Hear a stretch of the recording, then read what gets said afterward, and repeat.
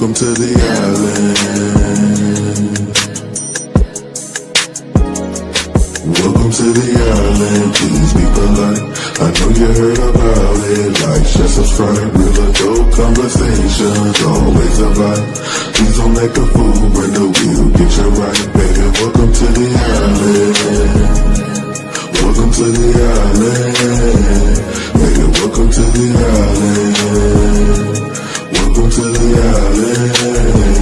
Baby, welcome to the island. Please be polite. I know you heard about it. Like, share, subscribe. Real adult conversations. Always a vibe. Please don't make a fool. Bring the wheel. Get you right. Baby, welcome to the island.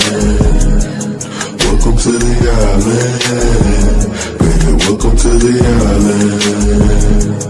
Welcome to the island.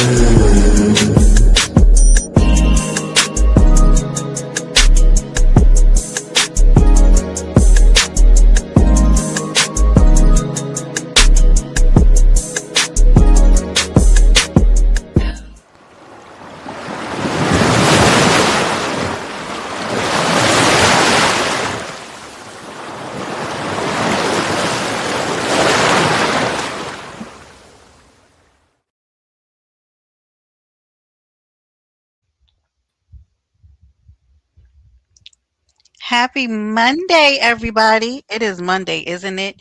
Y'all, welcome to Paradise Island where anything can happen, and it does. Today, y'all, I have a very interesting, pretty black salute to you in the chat. Thank you for being a member 18 months. Mary Charles, thank you for that $10. Thank you so much. Thank you for your love and support, Mary and Pretty Black. I appreciate y'all. If you are in the building, please do me a favor and hit the like button. And if you have the ability to, go ahead and tell a friend and tell a friend that Brenda's live and go ahead and share this live out. Now, listen, ladies and gentlemen, I thought that I could not do this justice alone.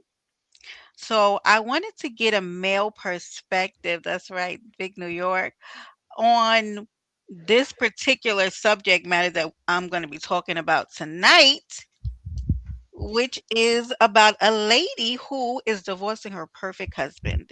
So I asked Auntie, who is the official owner, operating CEO of the Boiler Room and home of the YouTube Purge. Auntie, thank you for being here this evening. Howdy. It's a pleasure to be here. Thank you so much for having me. Absolutely. Happy Monday. I know everybody's getting off of work for those of you who do work and sliding through the building. We appreciate you. And I'm going to need chat participation. So as you guys are coming in, because I am streaming from both channels, the the Brenda Clark's High Heel Challenge channel, my regular challenge. Yes. Thank you, Pretty Black. And so today we are going to take a little walk through is a content creator. Her name is Bree Speaks. She's a beautiful woman. I'm not sure of her age. I'm gonna go and say that she's probably late 20s, very early 30s. Okay, give or take. That black, that black woman, or you don't kind of know, but I'm gonna beg to put out there that she's about this. Maybe she did say it. I didn't catch it, and I did watch this whole live. Now, this particular live is titled "I Divorced My Perfect Husband." We are going to walk through this lady's experience of why she chose to leave in the honeymoon phase of her marriage from her husband that she had only been married to for 8 months. So if you're in the building and you are married, you've been married, you're in a long term relationship, I would love to hear your thoughts, opinions, commentary while we go through this. I'm definitely going to lean on Ant for his perspective. I have my own thoughts and opinions, but I love to hear the opinions of others. No opinion is wrong over here. We just ask that you be respectful. But this is really one that I want to dive into. Okay, and she's in the process of getting divorced. And I was in those comments deep. I looked at this early this morning, and this lady, I'm going to let her tell you. why she decided she doesn't want to be married anymore. Now, I did speed this up because y'all, I can't watch anything slow. I just can't do it. If it's going too fast and when you need me to slow it down, Ian, please let me know. But I really do want to jump right into this commentary. Okay. So let me go ahead and bring this up on the screen.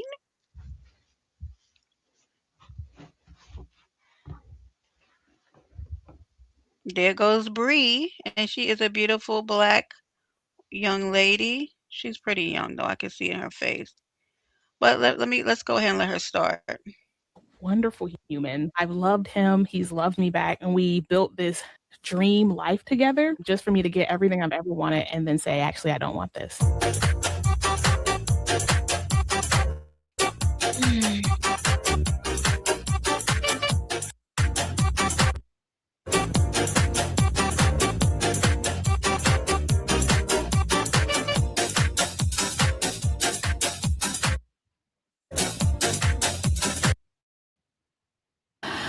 I know that most people will call me crazy, and I wouldn't disagree with them. That's the thing, is I wouldn't disagree with them. I have been, so if you're new here, I Hello. created the 6 narcissistic social hierarchies of control.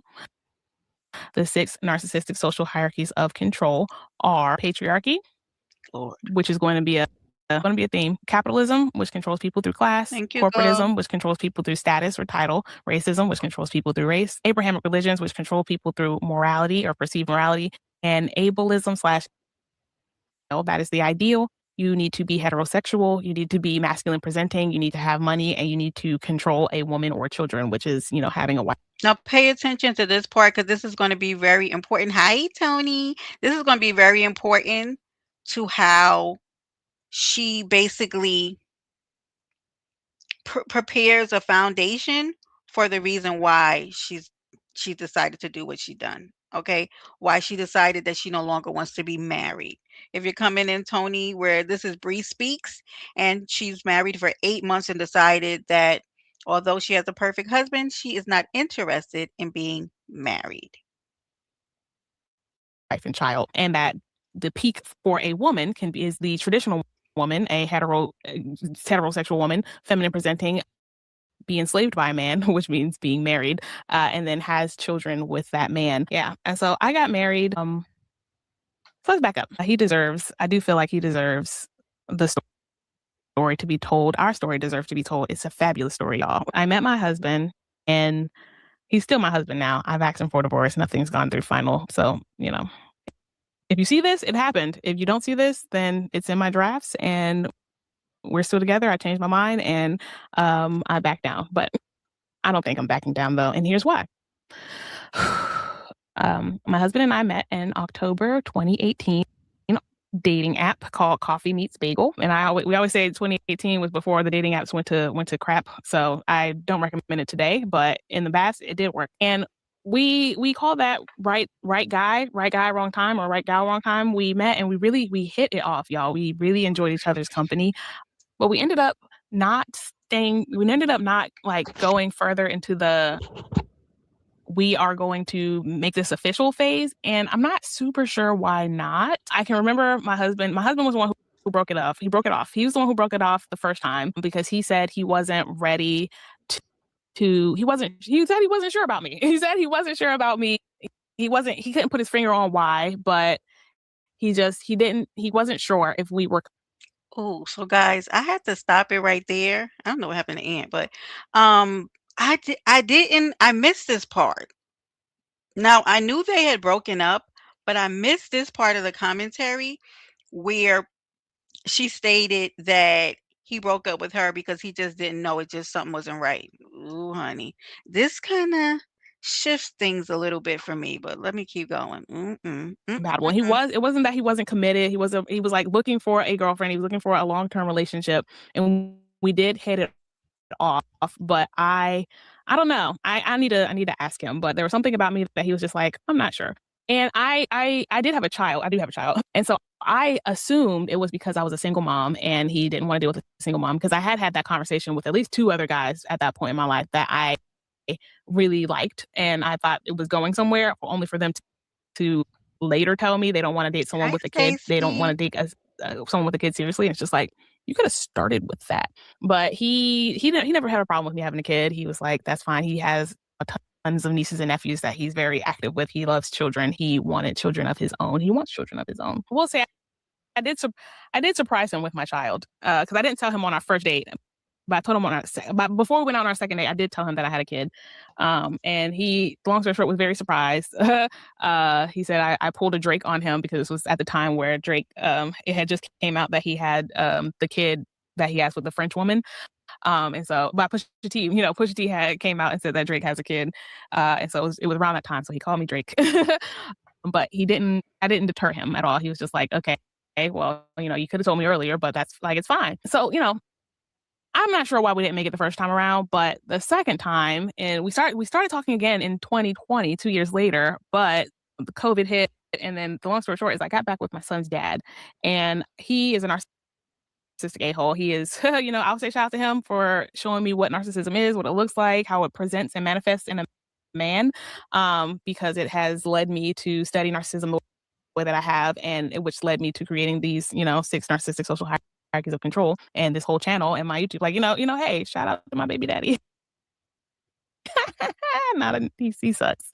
But because in 2020 I was manipulated back into a relationship with my son's father, I stopped talking to my now husband. But of course, as with any narcissist, they never change. They don't change. He was the same person who I had dated 10 years before at this point, or I guess maybe 6 years before at this point. And after about 1.5 to going into 2 years, I was like, well, this is not going to work. And, he tried his best. He tried every tactic in the book to keep me. But at this point, I had already been through him once. And so it was like, you're not going to fool me once. Shame on you. Fool me twice. It's shame on me. And this was the second time I was fooled. And I was like, you fool me. You ain't going to fool me again. So I was like, no matter what he said, I was like, this is not going to work. And I needed that relationship, if I'm being honest, because although I broke up with him the first time because he was a narcissistic a-hole doing all the stuff that cheating, lying, gaslighting, all the stuff that narcissists do in any relationship, I still didn't know that he was a narcissist at the time. And so I thought these were all just like small character flaws that he needed to grow, that he could change. And that, so this time around, our kid was born in 2013 era, circa 2013. And so by 2020, I thought, hey, we've all grown, we've all changed. This will be different. And so I gave him another chance, and only to find out, of course, like I said, narcissists don't grow, they don't change. They repackage themselves. Which is what he did. And so that didn't work. And so 2022, I reach out to a certain someone, my now husband, and essentially not to say the rest is history, but it kind of was. Like after that, we were inseparable. Like he came over that first weekend that I texted him, and then he came over every weekend after, and then he asked me to be his girlfriend. Probably actually only a few months later after that initial text, because he was like, he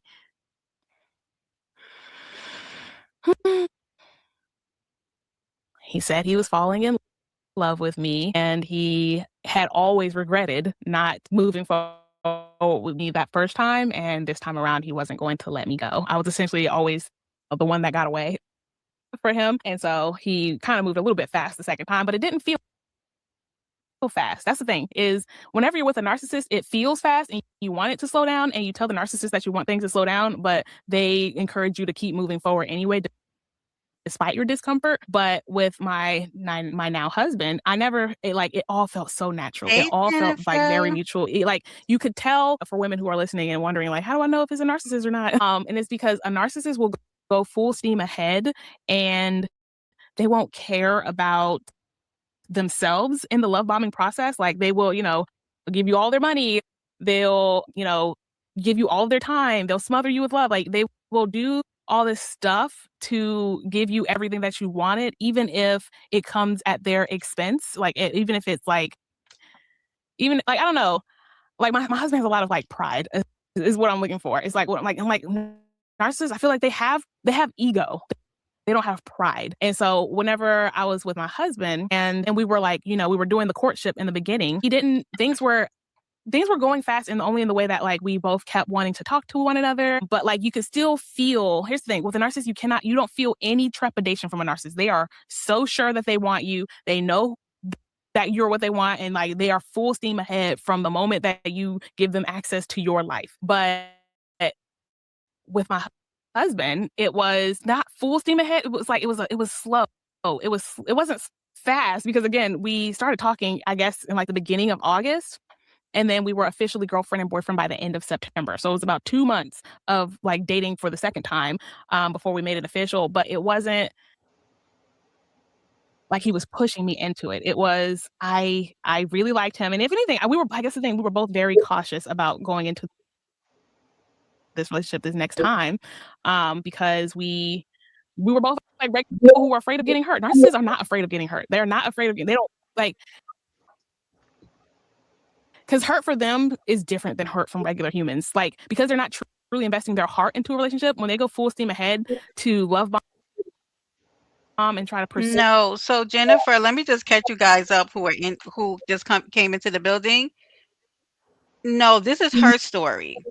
So this young lady is Bree Speaks, and she recently got married in August, and she's now divorcing her perfect husband. This is what she's titled him.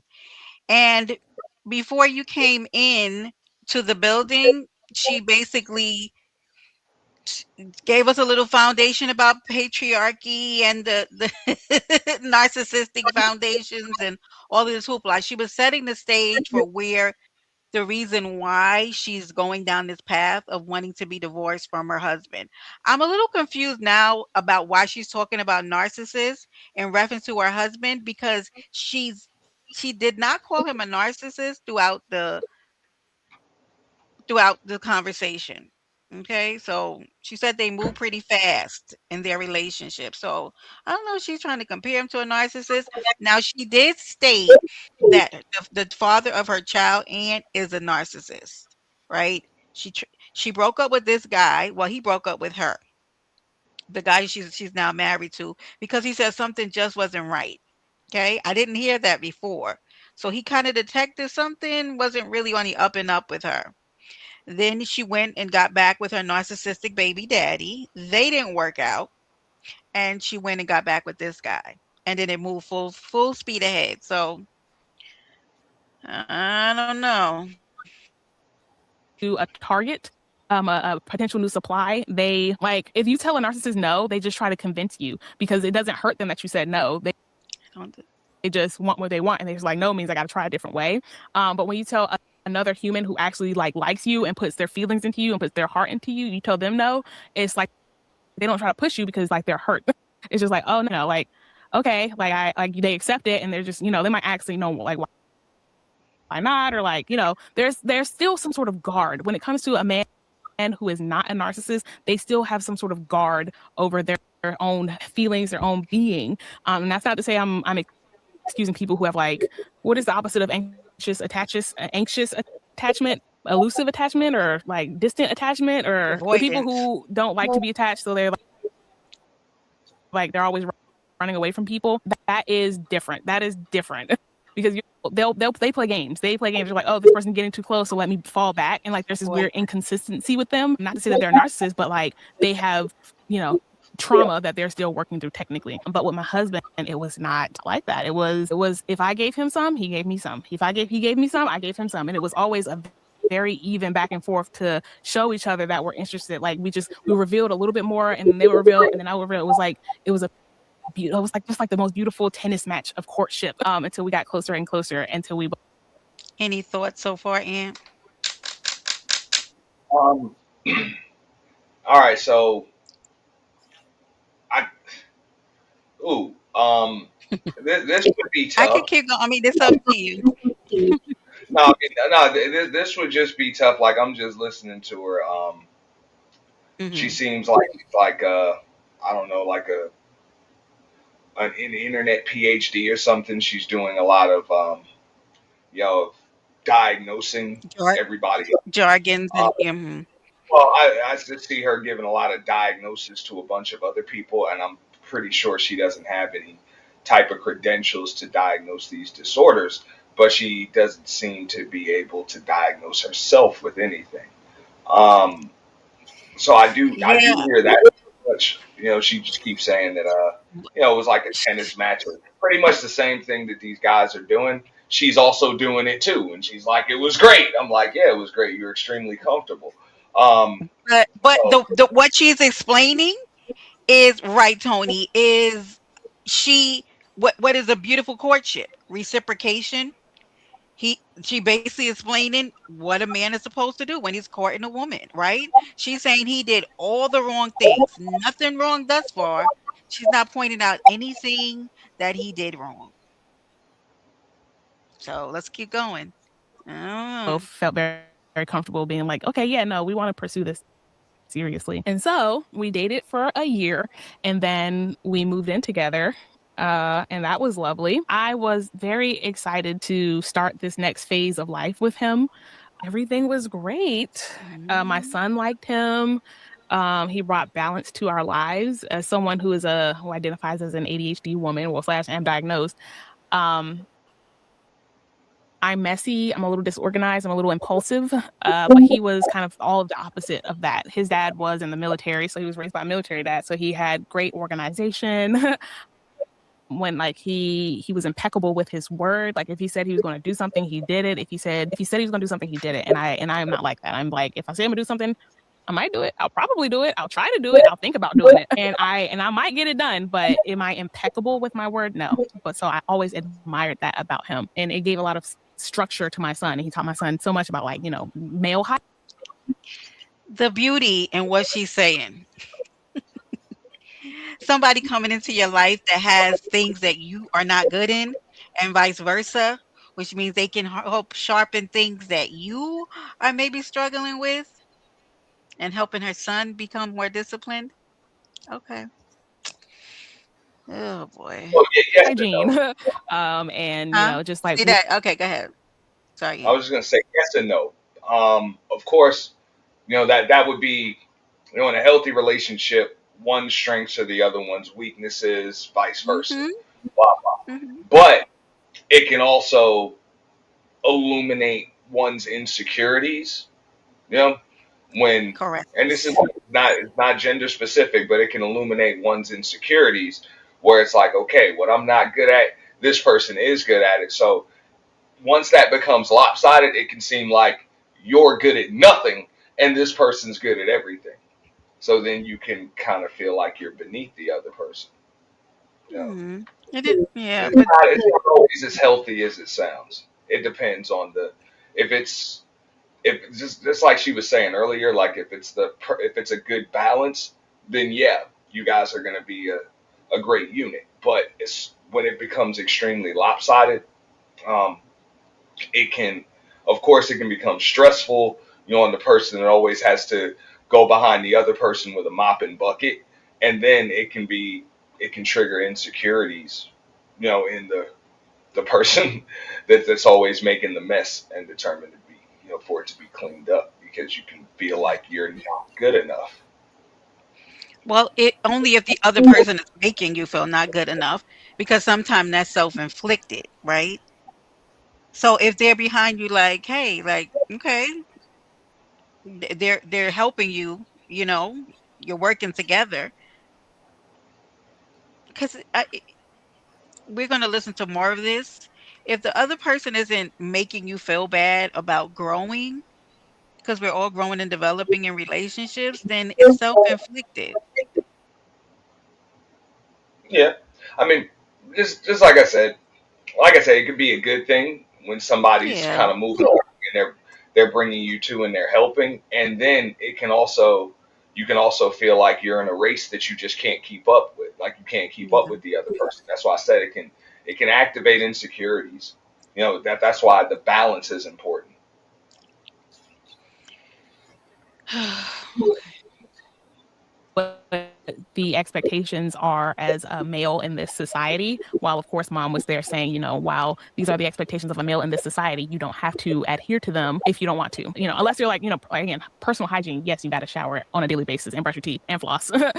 But do you have to present this way or do this or whatever? You don't. But he gave my son a different option of what a male looks like outside of his father, because his father's not a great example. All this time that we're together, we are, like I said, we are best friends. We are yin and yang. We are peanut. I always called him the peanut butter to my jelly because he is. And so he just balanced me out in every way that I could ask.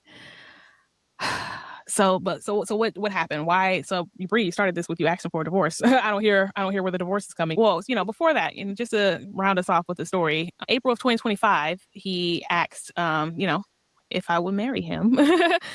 Where I promptly and happily say yes because I always wanted to be a wife. I thought I always wanted to be a wife, and so I was like, and like I was in a relationship. Like everything in my life had always told me I wanted to be a wife. I had always been want to be a wife, and I love my son and I love children. I'm a very maternal woman as in general. Like I love to nurture. I love to cook for people. I love to care for people. I love to heal. Those are characteristics that I'm a Cancer. Like if you know anything about astrology, like the Cancer is the we are the mother. We are the mother sign. We are water. We are emotion. We are nurture. We are nurture. It is who I am through and through. And I always identified that characteristic with being a mom and wanting to be a mom. And even once I was a mom, I wanted more children because I love children. Children are fantastic. And I love helping children grow and helping them and see them achieve and see them grow into themselves and their own personality. Like I enjoy that process. And so, of course, I wanted more children. I just wanted them not with a narcissistic a-hole. And my husband being a very paternal man, like a man who he always takes care of his family. It's one of the things I was really attracted to was how his family needed him. He would always show up for them. And mind you, again, he's the only boy out of 1, 2, 3, 4. He got 3 sisters and a mom. He was the only boy out of that dynamic. And so he was always showing up for his siblings, his sisters. And then most of his sisters have children. And so he would always show up for those nieces and nephews. And so he wanted children too. And so so he asked me to marry him. I said yes. We got married shortly thereafter. We planned on doing a big old, wedding. We cared more about the paperwork. So we went and did our justice of the peace wedding and planned to save for the big wedding, further down the line. So we got married May of 2025. I got a new job 2025. This is when I was making my largest 6-figure paycheck ever. It was a big director position at a healthcare company. I got my husband, got my new job. I think I got a new car around that time as well. Life was high. Life was high. And so I would say the first thing that happened was I lost my job. I lost my big corporate director position in October, only 5 months after having the job. Long story short, is it turned out the job was a sales job and I was told it was something else. And so it wasn't a match. I'm not a salesperson. I can sell things. In my old positions, I had sold things.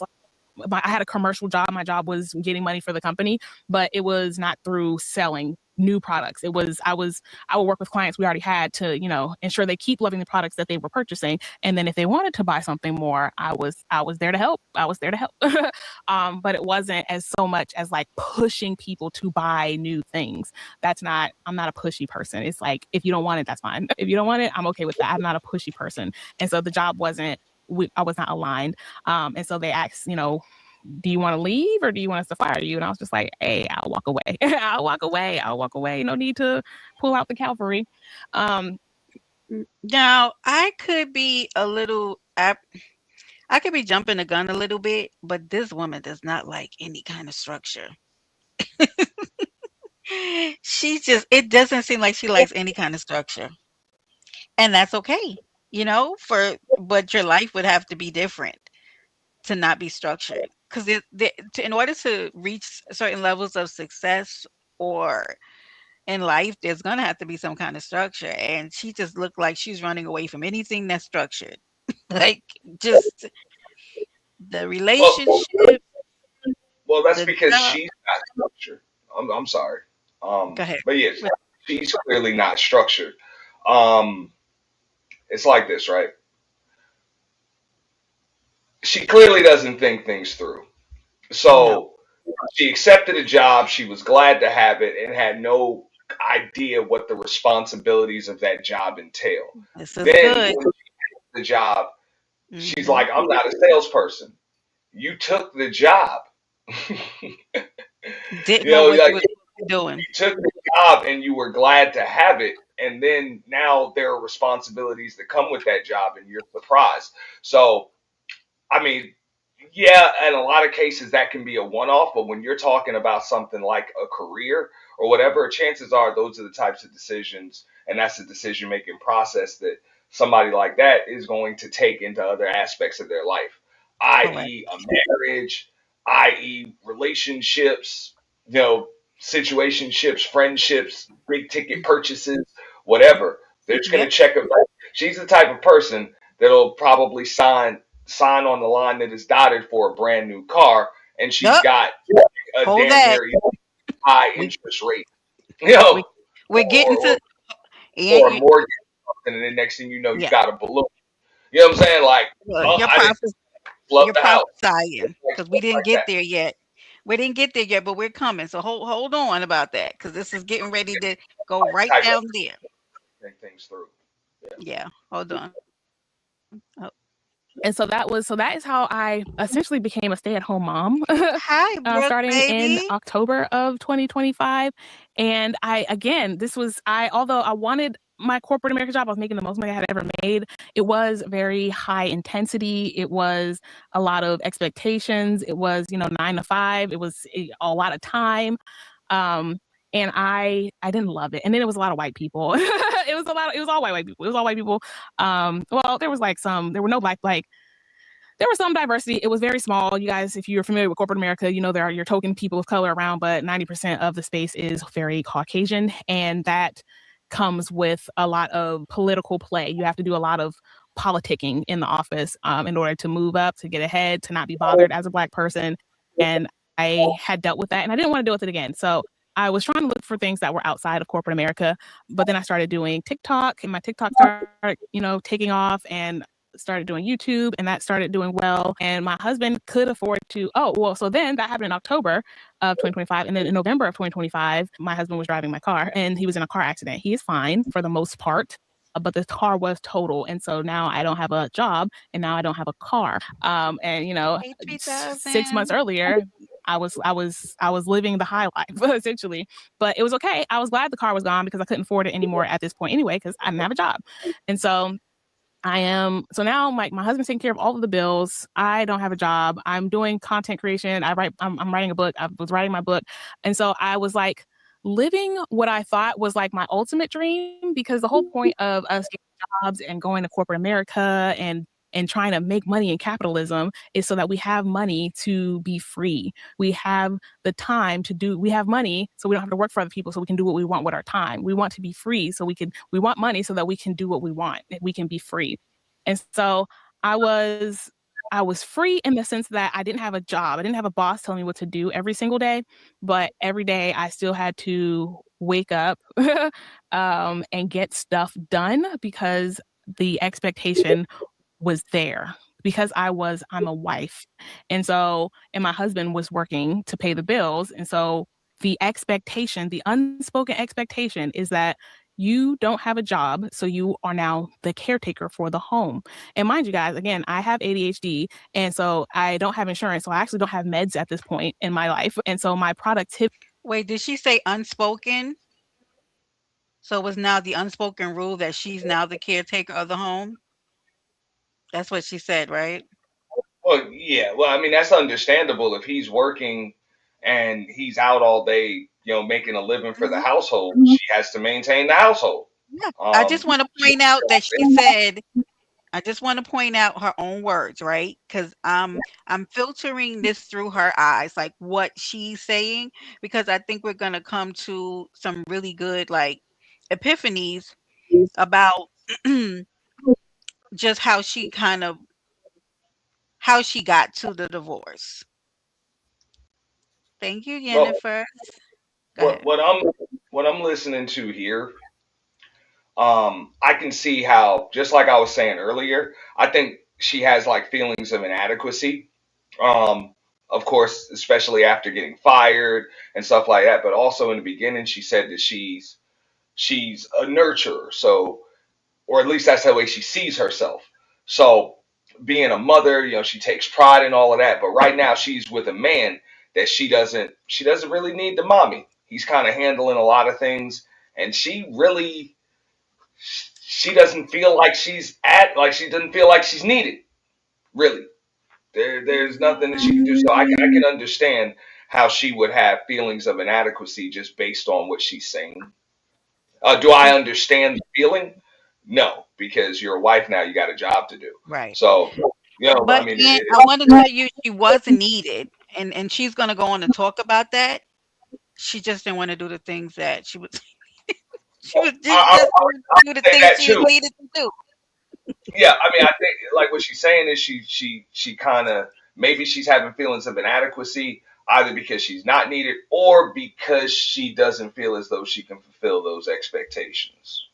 Correct. Okay, let's keep going so we can hear her words.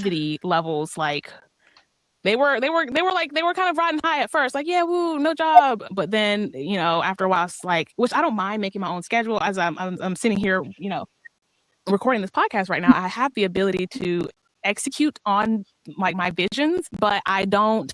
But it's still at my own pace. It is still at my own pace, and that is what I enjoy. Versus in a corporate setting, you have to do it at someone else's pace. When they want their targets met at this time, those targets need to be met at this time. And no matter if that makes you uncomfortable, if that makes you stressed out, if that makes you burned out, it doesn't matter. Those are your goals, and you are expected to reach them. And so that sort of happened in my house by accident. My husband, since he's the only one working, and I was doing most of the cooking even before I lost my job, just because I've done some culinary at school. I enjoy cooking. And my husband, he's just, not the best cook in the whole wide world. And so it just slowly became, once he came home from work, it was expected that dinner would be ready, or or even not that will be ready, that I will be cooking, or that it's just like cooking became my job 100% of the time. And it's like, again, I was already doing like 75% of the cooking. But I had money to eat out if I didn't feel like cooking. But now I'm in this position where I don't have a job. So the days that I don't feel like cooking, I still have to cook, because where am I going to get money to pay for food? And my husband, sure, he can pay for food to eat out sometimes, but our budget is still a little on the thinner side because I don't have a job and he's taking care of everything. And so I'm like, I gotta cook every day or every other day. If there's leftovers, I'm a lucky lady. And it has to be, I have to do it at a certain time every day. And that is like, my eyeballs started to they started to squint. And then as I'm working on creating a platform, building my TikTok, I'm on TikTok more. And again, and this is not, so again, my husband didn't tell me that I have to cook every day. It was just like I was home. So, and I will say, a lot of these expectations I was putting on myself. I knew that I was home. I knew that although I am working, like right now, this is me working. I'm at a computer. I wrote a script. Well, actually, I didn't really write a script for this one. I'm just like, I'm kind of going off the top, and you can probably tell. But I usually will have a script, or at least, an outline of my episode or outline of certain TikToks. I've got work that has put into social media. Social media is a job. It is not, is not, what everyone I feel like thinks it is when you go into social media. It's like, oh, you can just talk on your phone all day and get paid. It's like, sometimes you can, but no, you need structure. You need scheduling. You need, like, it is a job. Social media is a job. And so I will be working all day on my social media job. And although it's not, bringing in much income right now, I have faith. And Oh, then it's I would getting still ready be to bring expected you in a to lot of cook whenever income he now, came home. ma'am. And I couldn't outsource it because I don't have the money to do that. And so although so I was doing more TikTok, and so I was on my phone more. And I was going viral pretty, enough, where I was ensuring that I was getting a lot of comments, and I was responding to those comments. And my husband had made a couple of comments of like, you're on your phone a lot, or, he wanted me to be more present when we were together. And again, those things are not bad in and of themselves, but the way that I would view TikTok Excuse is me. like I'm working. And I feel like the way that he was viewing TikTok was I was on my phone doing nothing, or doing something invaluable, or like wasting. Gosh, I have to stop it there because this woman didn't want to be a wife. This is clear because I'm listening to her say that if she stay home, she'll fall into it. Well, she lost her job. He never suggested anything. So Tony, what we're gonna go on to see, because I've listened to this, is a lot of the things that she's discussing is things she fell into, right? And with just cause, because I guess she's home all day, right? So how she structures her day, being online and all this other kind of stuff, when her husband comes home, him wanting her to be present was too much. She didn't that was too much for her. She wanted the freedom to not have to check in or be present. She wanted to be able to be on her phone because, she's trying to make her social media career boom. Which I'm thinking, if this man leaves home at 8 o'clock in the morning and doesn't get back home until 6 o'clock, like, you would think somewhere in that time you would kind of find a space to be able to like work on your social media or cook some food. I think it's more than that as I'm listening, right? She did quit Vibrant because she didn't want to do the work that entailed that six-figure salary, okay? But She was also she was fired. They gave her the option right, to quit or resign. I'm sorry, to quit or they were just going fire to her. Yeah. or lay her off, whatever. Mhm. I don't see why she didn't just let them fire her. But Right. that that Exactly. that that's why I guess she wanted to save a little face. But look, just like she said, look, it was a sales job. She couldn't sell anything. Yeah, she didn't That, want to that do it. I mean, it's that simple. You're either bringing in like you got no you got numbers to hit, and she wasn't able Mhm. to hit them. So that's the only reason why she even had to have that meeting with those people. Right. As far as her husband is concerned, I mean, if he's out here working his behind off trying to pay bills, and you're sitting on your phone all day talking to it, and he still got to work his ass off to pay these bills because you ain't got this, you don't have this money coming in. Yeah, the way he sees it, you're sitting around doing nothing. Like you're doing nothing. It's not bringing in any Yeah. income. So I can understand that. And here's the thing. I don't have a problem with her wanting to get her social media off the ground, right? That I don't disagree with her wanting to do that, but there's space to do that. You have like literally all day, right? While he's at work to do that.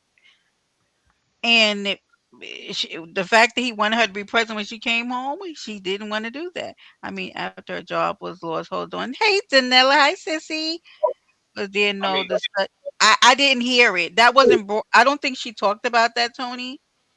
While I don't remember her hearing her say that. yeah. Um, Mm-mm. I mean, look, I've seen it. You know, with social media, you understand this. You know, I understand this too.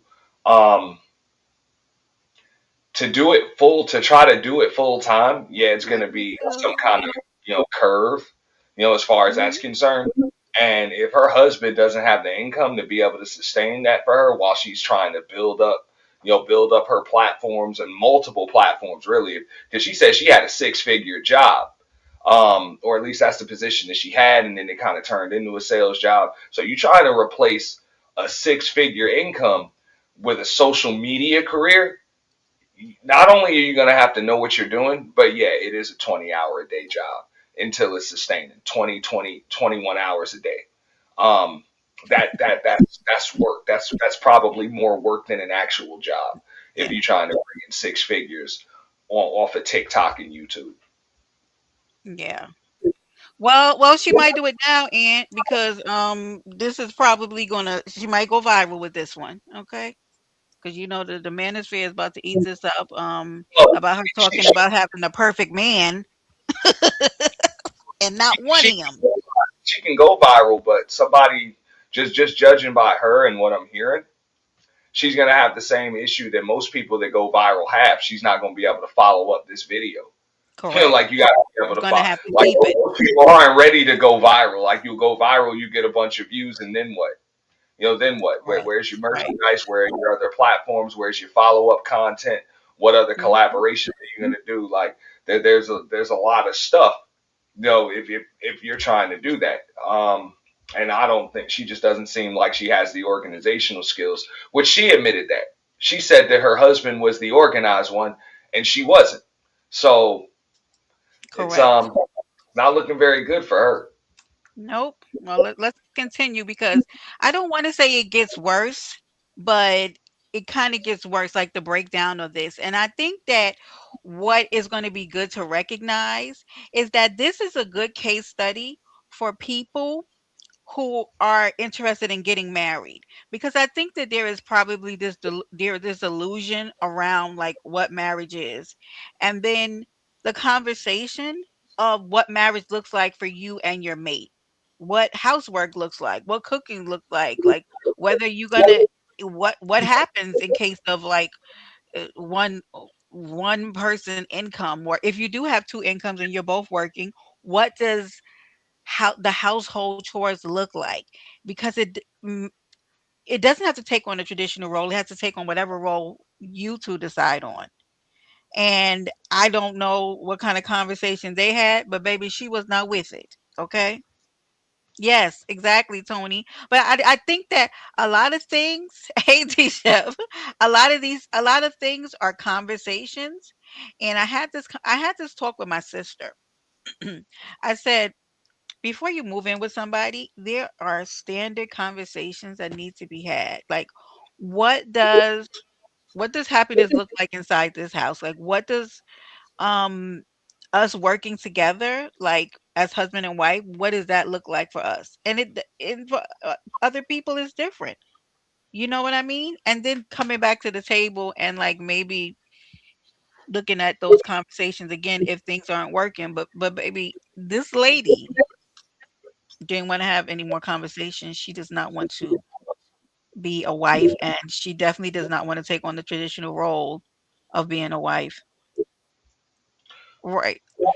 Well, I think she just Mhm. yeah, that's part of it. But Mhm. she just wants to escape from reality. So that seems like that's what she's doing all of the time on social media. Like she's just really chasing the dopamine rush, instead Yeah. of because desperation isn't the way that you want to do this, anyway. So, if she's desperate, I mean, she can try to mask it and say that to her husband, like, look, I'm trying to get this off of the ground so I can make money doing it. But nah, you're really just looking for an escape from reality. And just like you Yeah. said, if you're putting your wifely and motherly duties to the side to do social media, your priorities are out of order.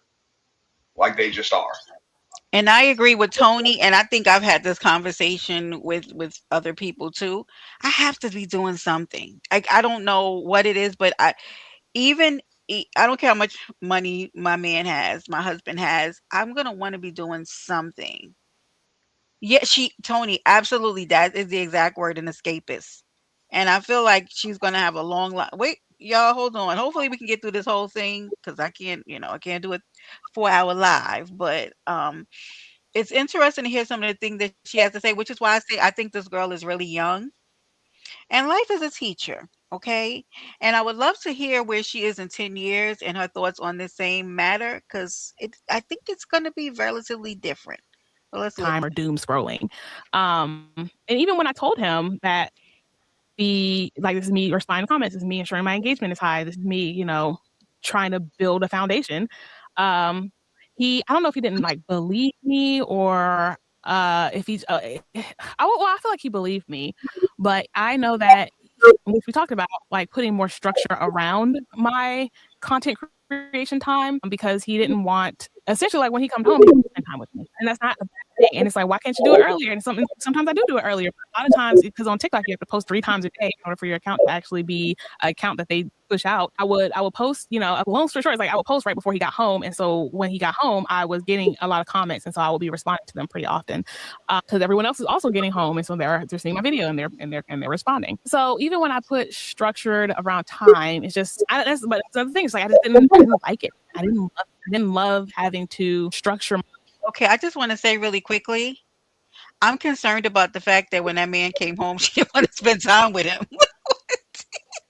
Why you didn't want to spend time with that man? Well, That she man she had to had a come social to you, huh? she had an addiction to social media. You know, the That is time a little alarming.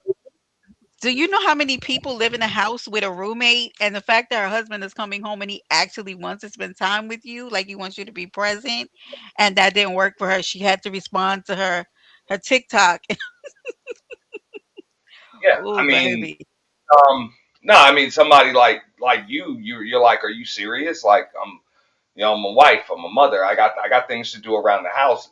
This is a hobby, but for somebody like her, this seems like she's looking for an escape from reality. Her spending time with her husband is a reminder of what reality is. So she can sit on YouTube, TikTok, whatever, and be whoever she wants to be all day. So she doesn't want to get out of that. She wants to be Mm. kind of in that dream state. You know, Thank you so much, Vibrant.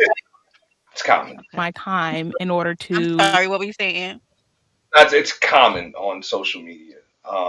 With people on social media, they just want to escape from reality, so they will neglect things in their lives. And especially in her case, you're chasing that dopamine rush, and you're trying to either have a make a 6 figure salary, replace it, or present the illusion like you have it. That's a 20-hour a day job. I mean, it is what it is. It is work.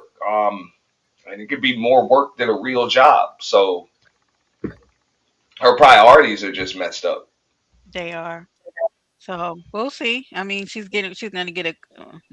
I'll save my thoughts. have quality time or like in order to fit someone else's life or lifestyle. So, here we go. Apparently, Disha, but those people don't know her also. So, And so now mhm. I'm a stay at home wife, which is what I thought I wanted. I have this time in the day to do what I want, and I'm doing what I want, but it still has constraints around it, especially after a certain time. I have to cook dinner every day or every other day. And then like during dinner, we would She has to be a grown up. It's literally what she's saying. Okay. typically, watch TV while we ate dinner. Sometimes we would just talk, nothing like, like that's not a problem.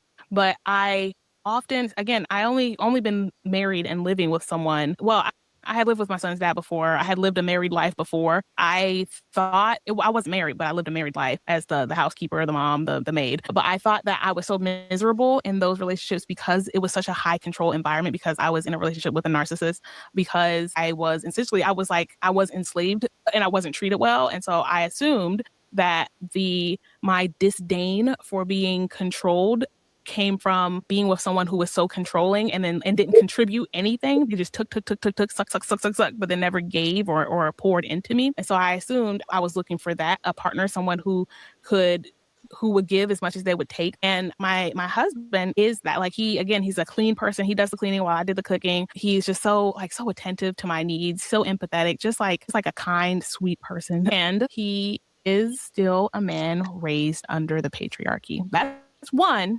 And then he is still a partner who expects things from you. That is two. So I would say the two biggest things that caused me to end up asking for a divorce from my best friend and the love of my life were those. So starting with the patriarchy, if you follow me on TikTok, you've probably heard me mention a couple of my most viral videos have come from me talking to my husband about patriarchy and racism and explaining how they're the same, as I do on my channel all the time. And there were, you know, just a lot of instances of him not seeing it. He believes that, not all men suck, which not all men suck. He's one of the men, he don't suck. But that is not as bad as women claim it to be. He feels like, What does all men not sucking have to do with her? Why does she care? Okay, I know, I'm so so confused. well, okay, this, so I guess you're right when you're telling me about this earlier. Yeah, the manosphere, especially the black manosphere, they would eat this one alive, um, Yeah. because just like she said, she equated patriarchy to racism. You So see? immediately, what you're seeing right there, her mindset is extremely jacked up. She likely sees black men and black women as two totally separate demographics. Right there. So it's kind of rough on her. Like it's almost like she has um, a combative outlook on a relationship with a man rather than a complimentary outlook on it. Like men and Right. women are supposed to complement each other, not compete, not combat with each other. And it's really, really tough that you're telling your man who's paying all of your bills and taking care of you Right. while you sit on social media all day and talk shit, that the patriarchy is bad. I And you can't. literally feel like she drugged the issue of patriarchy into her house in order to give her an out. Because why are you online battling that Why would you ever have a conversation that all men are bad when you're literally sitting in the house with a good man, with a man who is good? Like it's she has a GoFundMe. Shut up, Vibrant. I bet she does. Well, Well, we're she gonna get believe it. it or not, like, she's not saying the patriarch. She's not saying that all men are bad. What she's saying is the patriarchy in general, like man being head of the household, in control, making decisions, things like that. Pretty much being the leader, and a woman being the follower is bad. She's resistant to that. Um, right there, that's going to naturally create some kind of combative atmosphere in her household just because of the way it's running. He's taking care of everything. He's the one with the organization skills. He's the one paying all of the bills. And then, even when it's time for her to cook, she says she does the cooking, he does the cleaning. So, you know what I'm saying? Not only is he complimentary to her, but he's also picking up slack where she's lacking. She has never talked about one instance in which she picks up any slack where he's lacking at all. Notice that. So Yeah. I think she just felt really uncomfortable. She felt extremely uncomfortable in the situation that she was in. Maybe it's Yeah. because it just kind of goes against everything that she stands for, all of her principles. It just she just felt real. That's my point. So you see what Tony's saying? I'm saying the same thing. It's only bad when it makes her feel structured. Now the patriarchy, because she's literally she stated, and we heard it. She's living her dream. They built their dream life. He was a good man. This man wanted to come home and spend time with her. He wanted her to be present. He was, and you're online on TikTok arguing about the patriarchy. What? Yes, Tony. I said that too. I watched it to the end, and she does. She wants to be a honey. She is over there using Shira 7 comment dialogue. Just wait. This gets very interesting. This gets very interesting. Let me play some more. Like, you know, that most men are good and that you have to find the right one. Essentially like that. It's just like most men are good and the men that you find that are not good are just you found the wrong man. Like, I listen to a lot of Sovereign, what is her name? Sovereign Queen, I think, on TikTok. And she was an ex stripper. She just, she talks about the dark side of men a lot. And I showed him some of her videos, and the long story short is he feels like her point of view is skewed because FYI, I watch the woman she's talking about. I watch all of these women. But the difference is that she literally is taking these women's learned long year experience and making it her own and building up this thing around the patriarchy that may have absolutely nothing to do with her because those have not been her experiences. That's my issue with this is like these haven't been her experiences. Like this image that she's building around the patriarchy, it could be true for some. No, this is real, TC. But this hasn't. That's why I was confused because I'm like, but this hasn't been your experience.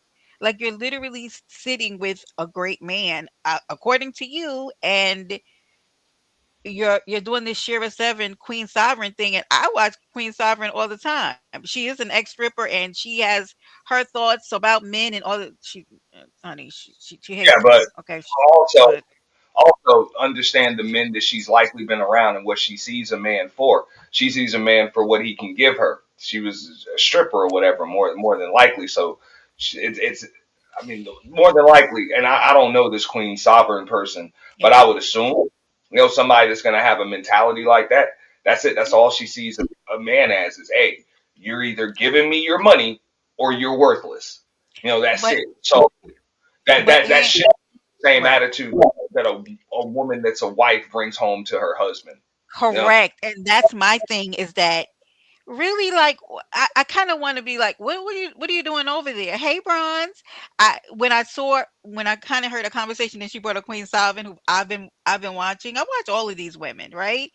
Just to see what's going on, what people are saying out there. They're talking about a male loneliness epidemic. We're talking about a lot of things are going on, right? But it's weird to me that she's taken on the Shira 7 and the Queen Sovereign like mentality because like this isn't you. Like you this hasn't been your life, your experiences, so I didn't know why she was taking this on. Right, Tony. Right. Yeah, she kind of created that's why I said at the beginning, and she was setting the foundation to let us know like where she was going with this. The patriarchy, she put that up front to let us know she's not going to be under the patriarchy where you literally weren't. Like you came to the internet to tell us that you had the man of your dreams, but your out was that you're not going to be bound by patriarchy. Oh my god, girl, please let leave that And man she only alone. gets men who come like into the strip club. And so those men are going But to You be want the to ones say cheating on something? their I'm wives. sorry. Go ahead, Ann.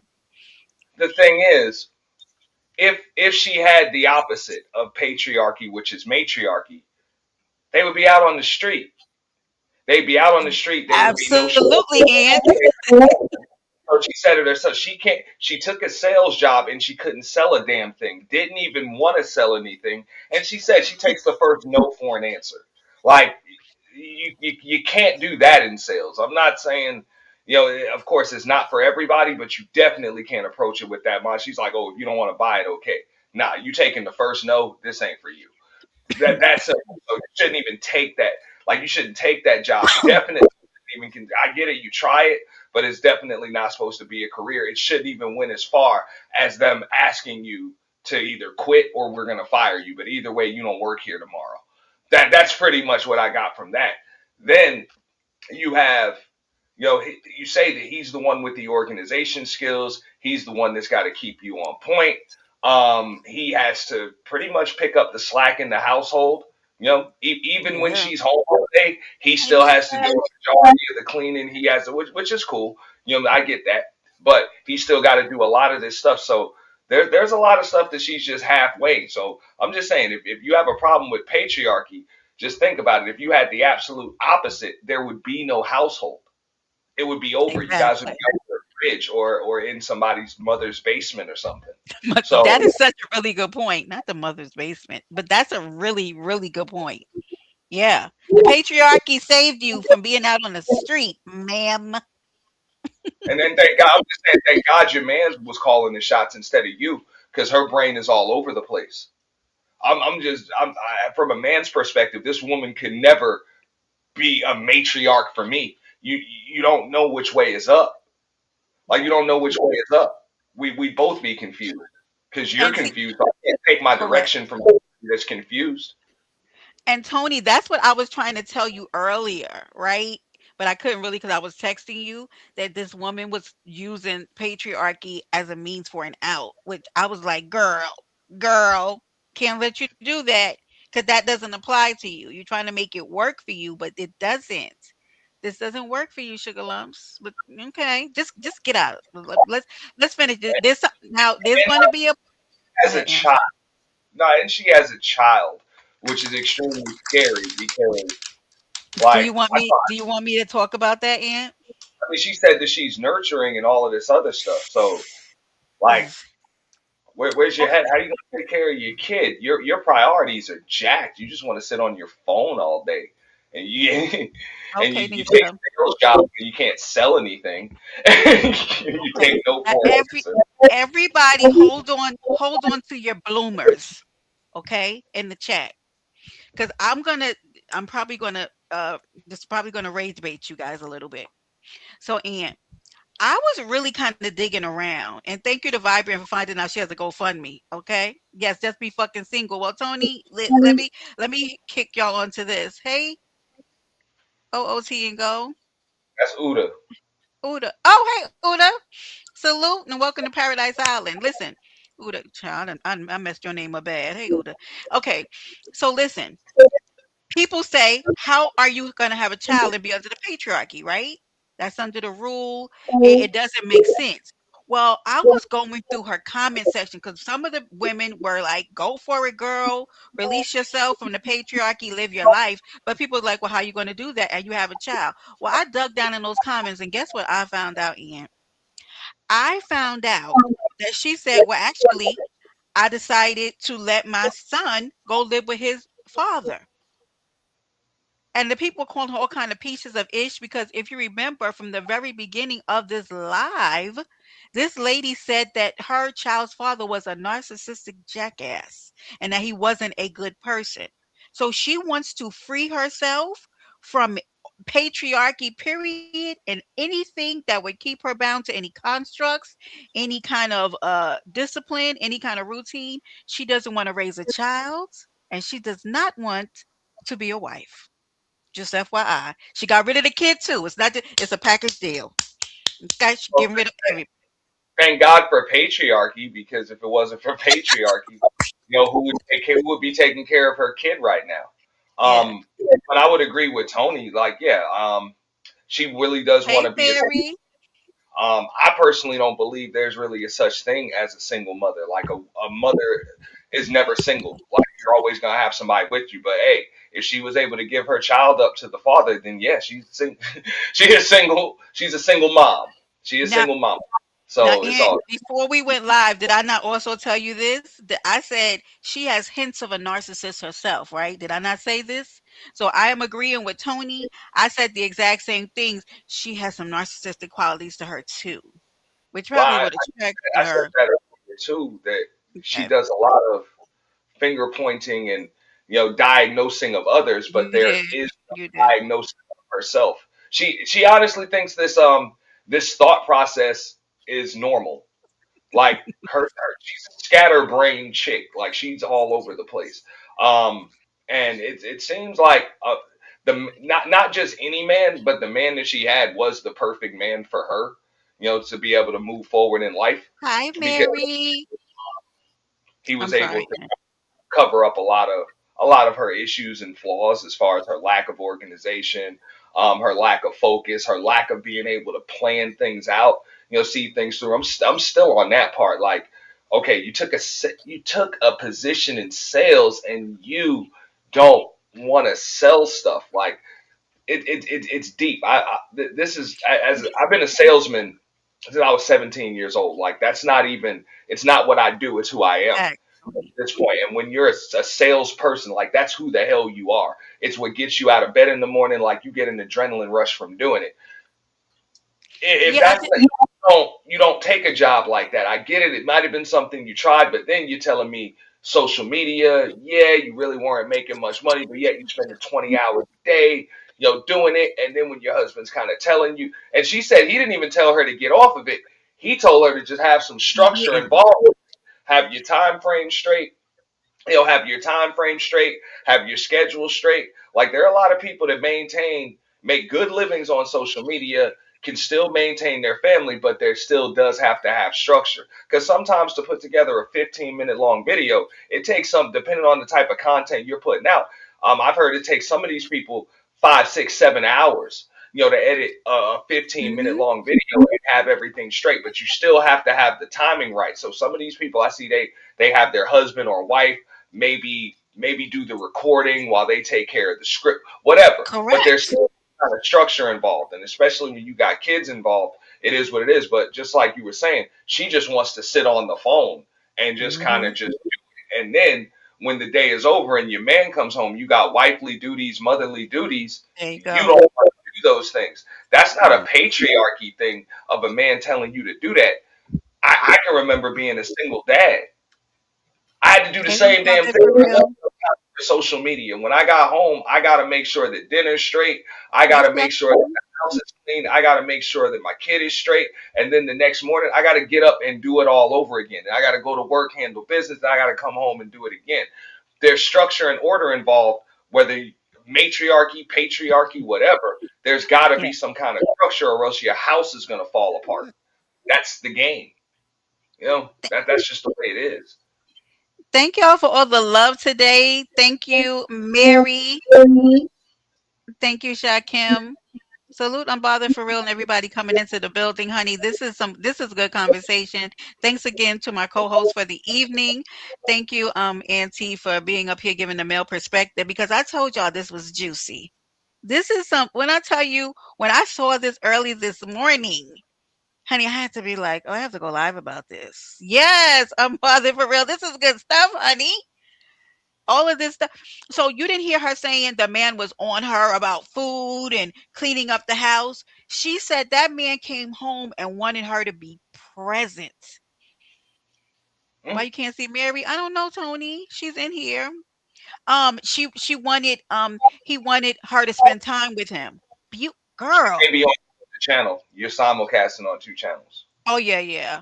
Yeah, that's right. I forgot. Thank you for that. I forgot she was. Yeah, she might be on the other channel, Tony.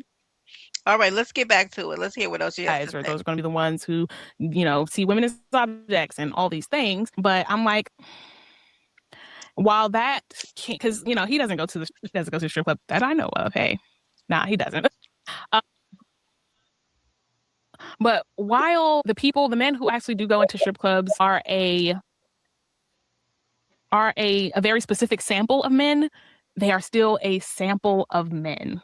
And so it's like they are still representative of a large portion of men. Like, oh, Why are you concerned about things that have nothing to do with you?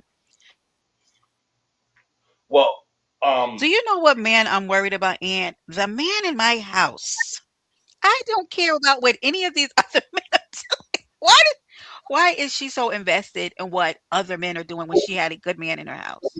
I don't well, understand because it. men It's are her enemy. That's the way she sees them, and she sees them as a whole like that. So just oh, like for I think God's sake. somebody said it in your chat that she was just the marriage and the all of that. It was just her kind of checking some boxes, but she really doesn't. She doesn't want a man for what a man brings, which is supposed to be, knowledge, wisdom, rational thought, structure, order, things like Right. that. And then, a woman brings, what a woman brings, emotional stability, emotional support, Right. the household structure, those other things. There's supposed to be some level of balance there. With this, it looks extremely one sided. So And I'm not a therapist or nothing, but I done been through the marriage counseling and shit like that before, and mhm. I can understand where feelings of inadequacy would come from her. Like she would have feelings of inadequacy, but I can also see the extra stress from her husband. It's like, damn, I gotta think for you too. Like it's one Oh thing to Lord. have and pay all of the damn bills. That's cool. I get it. I'm a man. I'll just handle that. But I gotta think for you, and I gotta organize stuff for you, and I gotta help you. Like it's one thing to help you organize the finances, the bills, and just the order of things that you do over the course of a day. But just your basic thoughts too. And then you talk this anti-patriarchy and men, and you're a bird brain like that too when I'm here taking care of you. Like it would be tough for me not to argue with her. But hey, shout out to her. No, I'm just saying, like No, let me read think. these two. Huh? No, I'm just saying. Think about it. Think about it. If the shoe were on the other foot, right? If I'm your husband, I sit on my phone all day doing social media. You work your ass off, whatever. You come home, I might clean up. You still gotta cook and all of this stuff, and then I'm telling you about how women ain't shit. That could never happen. Yeah, but she's That's like me coming in the house and the man is sitting on his video game, still after I've been out working all day. It could never happen. You're telling me like that's why it doesn't make sense to me what she's doing. And just to give credence to Tony and Shakim, y'all should say Jinx because you literally said the same thing. She is doing broad strokes, right? Painting a whole all these men. And again, I can't keep overlooking this. Although I would feel sorry for some of my sisters who are out in the world and have to deal with men who aren't doing the right thing, why do you care? Who has championed you to go out into the world and counteract patriarchy when you are in the house with a amazing man? Like this is like diabolical to me. Like it doesn't make sense when people look at her and go, "Oh, what have you been through it?" No, I'm actually in the house right now with an amazing man who takes care of me and my son, who's disciplined and loves me, and Yep, wants to spend quality time with me. They be like, "What? What? Well, she equated a man that Hey, sis loves." she equated a man that's that makes decisions and handles things, or is the leader in the household, which her man was clearly the leader in the household because Had to be. she's a bird. So Oh, she equated that system of patriarchy, which is what she called it. She equated it to racism earlier in the call. I did. I mean, or earlier in the in the video, she said that that's the same as racism to her. Shut up, Mary. And look at this good comment. A lot of my clients allow their wives to handle the finances. So, because women are good at math and logic as well. Agreed. Agreed. It depends on the household. Yeah. But she can't I handle. wouldn't let this woman here handle I any was getting of. ready to say that. Right. Not poor lady. You be Mary, you be quiet, Mary. Mary's always for the underdog, but this woman, when I tell you, imagine me at like 3 o'clock in the morning. I don't know how I can. Well, y'all, I told you I have a different page, right? That's not Brenda Clark. I get away from the Mo3 sector and the beefing sector, and my world just opens up, and I find things like this because I'm not sub to this lady, but she came up in my algorithm, and baby, okay, Ian, let's see what else they got. Look at Shakib. Or of a significant portion of men. You know, like it's not uncommon for a man to go to the strip club at least once in his life, you know? So these women who are in the strip clubs every day, they get to interact with all kinds of men. They get to interact with men who are there every day or every night or every weekend, all the way to they get to interact with the man who's only there because his bros forced him to go at his bachelor party. And so they will meet all of these men and they are able to make assessments based on all of those interactions. And then mind you, these women are not only meeting men in strip clubs. These women are still women who go outside on a regular basis with regular clothes on, and so they still interact with your everyday. And now you're going to be back out in the world with all of these men. Congratulations. Okay? Yeah, this is what You you want. Well, I was gonna She say went no, she won't, but you're right. Yes, she will. Um, this is what she wants. She doesn't want that good man. She want to be back out there with all well, of the patriarchy of the world and all of these dogs. no, Child. yeah, well, she does. Look, I've had these conversations with a lot of the dudes over in the other side there, um, The man is and fair. yeah, and some of the women too. Worthless He said that dudes, love. dudes that'll Love like you. she what she wants to call narcissist or you know, basically, She it would give her an added sense of security to have a man that she feels as though is beneath her. Somebody that doesn't have her organizational skills, somebody she's got to tell to get off the couch and do things. She wants a man that's beneath her, because I call it the world's tallest midget syndrome, you know, because if she has a man like the one that she has, now you can't you're not able to tell that dude to get off the couch and go get a job. You're not right. able to tell that dude to focus on this and focus on that because he's already focused on those things. So now you would have no choice but to look inside of yourself. So Exactly, a woman Tony. like her Right. would prefer to deal with. You mind if I use profanity, Brenda? She Of wants to. course. Use it. Okay, No, now she's gonna want. She needs an ain't shit dude. let's go. And I don't think she wants to be treated bad, but it would just make her feel bigger and better than she is. The man that she had just illuminated all of her inadequacies. That's what I'm And saying. All of and her inadequacies. also I she believe that can she had feelings of inadequacy. she doesn't have to strive for a lot either, and they're not gonna push her to feel like she needs to, No, kinda she be she more. would be able to do the pushing with a Hi, guy that Don. with a guy that doesn't have it together. She can do all of the pushing, so it'll make her feel adequate. It'll make her feel adequate. That other guy made her feel less than. I love Yeah. y'all. Oh, It, it, Lord. Not it's just like if you drive a normal car, you mhm. know, hey, it's a nice car until you pull up next to a Bentley. or something like that. Now you don't really like your car as much. That's kind of what it is. She's next to a good man that has his stuff together, and she feels like she's less than a good woman because she's not able to provide him anything. She's not able to just sit there, be pretty, and the guy just be happy to have her around. It's like, nah, it's like you got to do more than that. You got to be a wife. You're gonna have to do what it is that you have to do, and I don't need your money, so you don't even work, and we're still taking care of business. But I do need you to be there, just like she was saying. He just wanted me to be um available there Can you when he got, imagine? How and she. beautiful.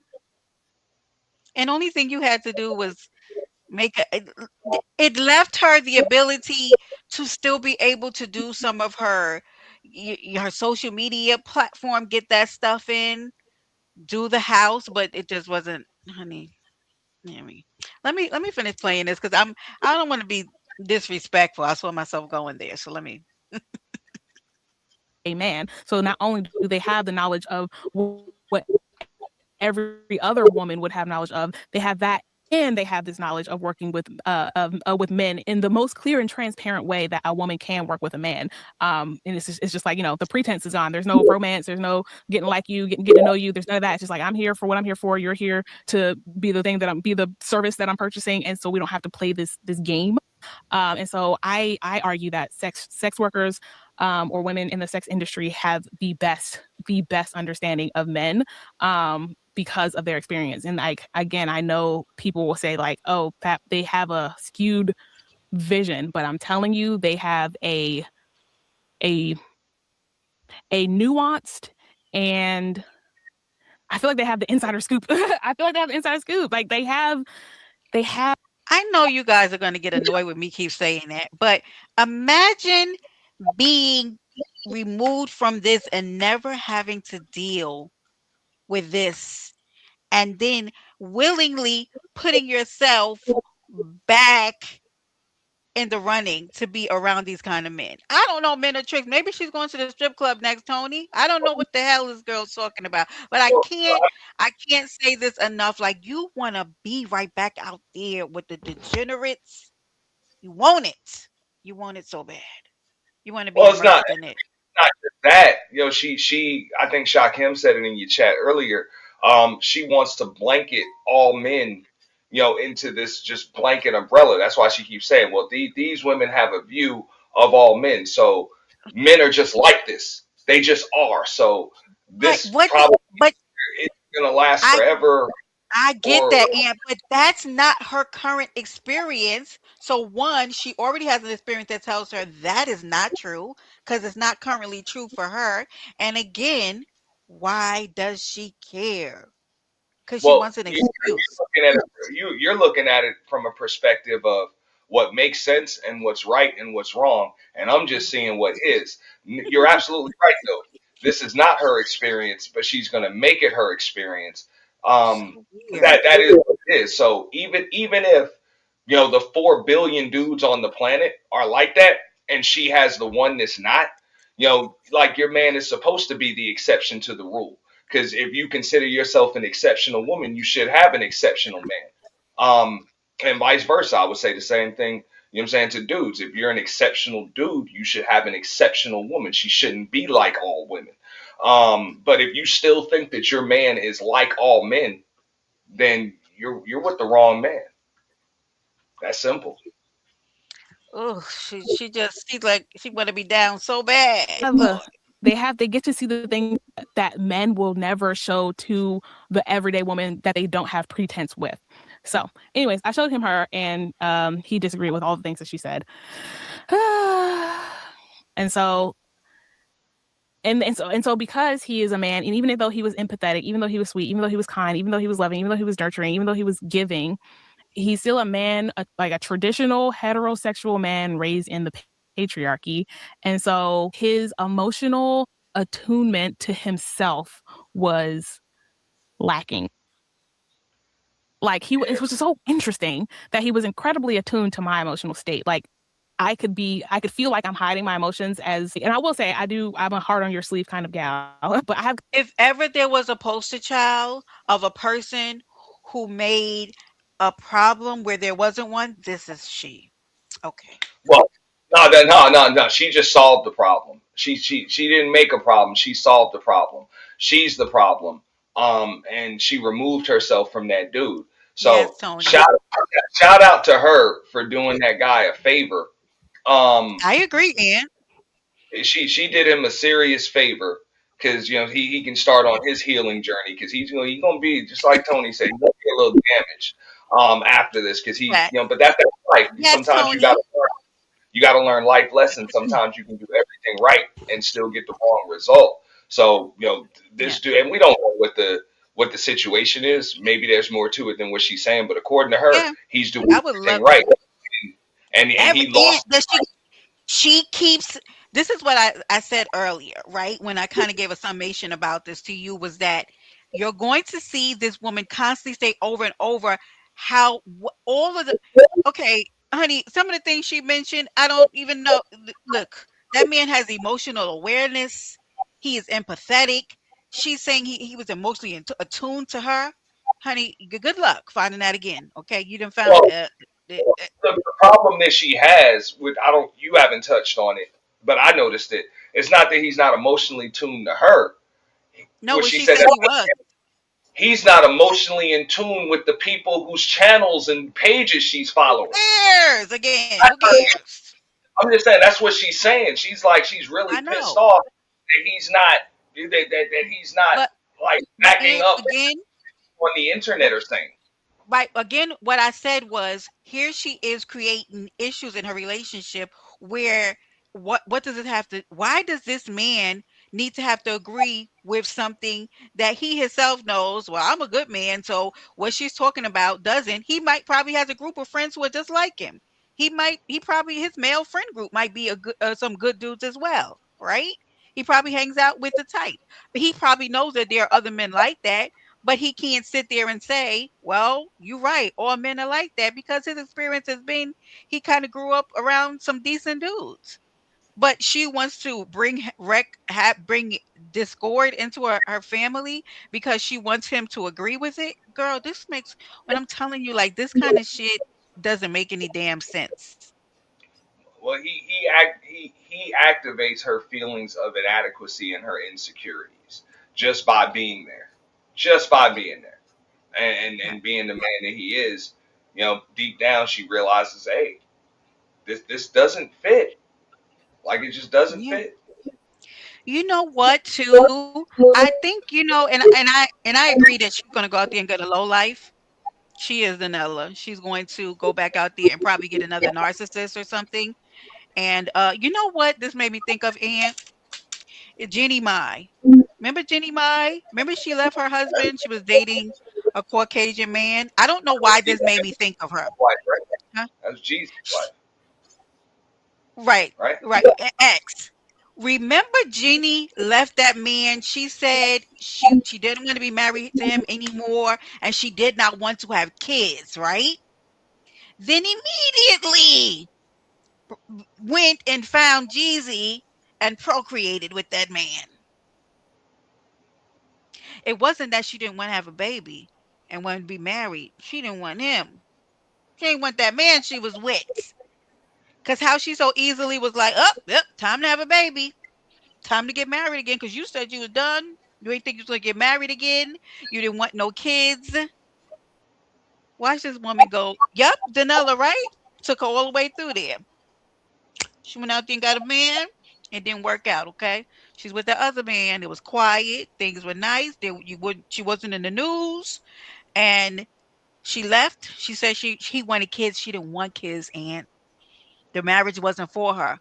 Then immediately went and found Jeezy and got married and had a baby. And now y'all up on social media fighting for custody and duking it out and looking ridiculous. That peaceful man, she didn't want him. Mm-mm. She didn't want that one. She didn't want the man who she's over there peaceful with.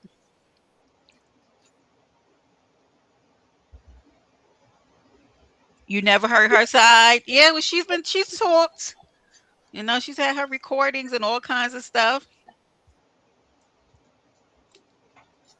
So we'll see. Anyway, let me play some more. gotten better. I have gotten better over, especially working in corporate America, of like not showing everything I feel on my face, but not with my husband. My husband knew exactly how I was feeling when I was feeling it, and if he knew what I was like, he would address it. Like he was great at reading my emotions, but when it came to his own emotions, y'all. And if he sees, I not say I hope he doesn't see this video, but if he ever sees this video, I know he'll say that he is very in touch with his emotions, and he'll disagree with me until he's blue in the face. And this is I it's a part of the problem. And again, it is the blindness that comes with being the ideal in a narcissistic system. When you are the ideal, you will almost, I will say almost, you will never see the problems of the system when you are the ideal of the system. Like, not to say never, because you can awaken from the system and see it for what it is. But when you are the ideal, you will be the last to see it. You will be the last to see it every single time. If you are a man, you are going to be the last to see that the patriarchy is a problem. If you're a white person, you're going to be the last to see that racism is a problem. If you are if you're a pastor or a priest or a devout Christian, you are going to be the last person to see that Christianity is a problem. If you are an able-bodied neurotypical person, you're going to be the last person to see, like, you'll be the last to see ableism. You'll be the last to see ableism. You're not going to see ableism because you are the beneficiary of no one seeing the structure that uplifts people who are neurotypical and able-bodied. You won't notice it because it's not impacting you. And so patriarchy teaches men not to be in touch with their emotions. It teaches men that feeling is girly or it's feminine or it's woman-like, and if you do it, you are gay, and if you are gay, you are the worst thing on the planet Earth. Different episode, but I'm gonna talk about patriarchy. Where there is patriarchy, the more patriarchy there is, the more homophobia there is. And it is an interesting concept that the society tells you that men are the greatest. You should revere men. You should, yield to men's authority. But you should love men, and men. You should only respect the opinions of men. But don't fall in love with a man. But don't Right. fall in love. Like, it like pushes you all the way to the edge of homosexuality, and then as soon as you touch homosexuality, the guillotine comes down. And I'm just like, what an interesting concept. So, anyways, that's another story for another day. But patriarchy tells men they should not be in touch with their emotions. And as a man who was raised in patriarchy, my husband often, and it tells you that the only emotion you can, it tells you that the manly emotion is anger. So you can have the emotion of anger, but anger is not really an emotion. That's what the patriarchy tells. You want to say something, She's Aunt? yeah, she's a nut. Um, a I was going to total say nut. the same thing. This Um, is ridiculous. I told you that this was going to be, oh boy. no, I mean, look, Honey, what are you okay, talking I'm gonna about? explain from the perspective of a man because that's what you want. Please.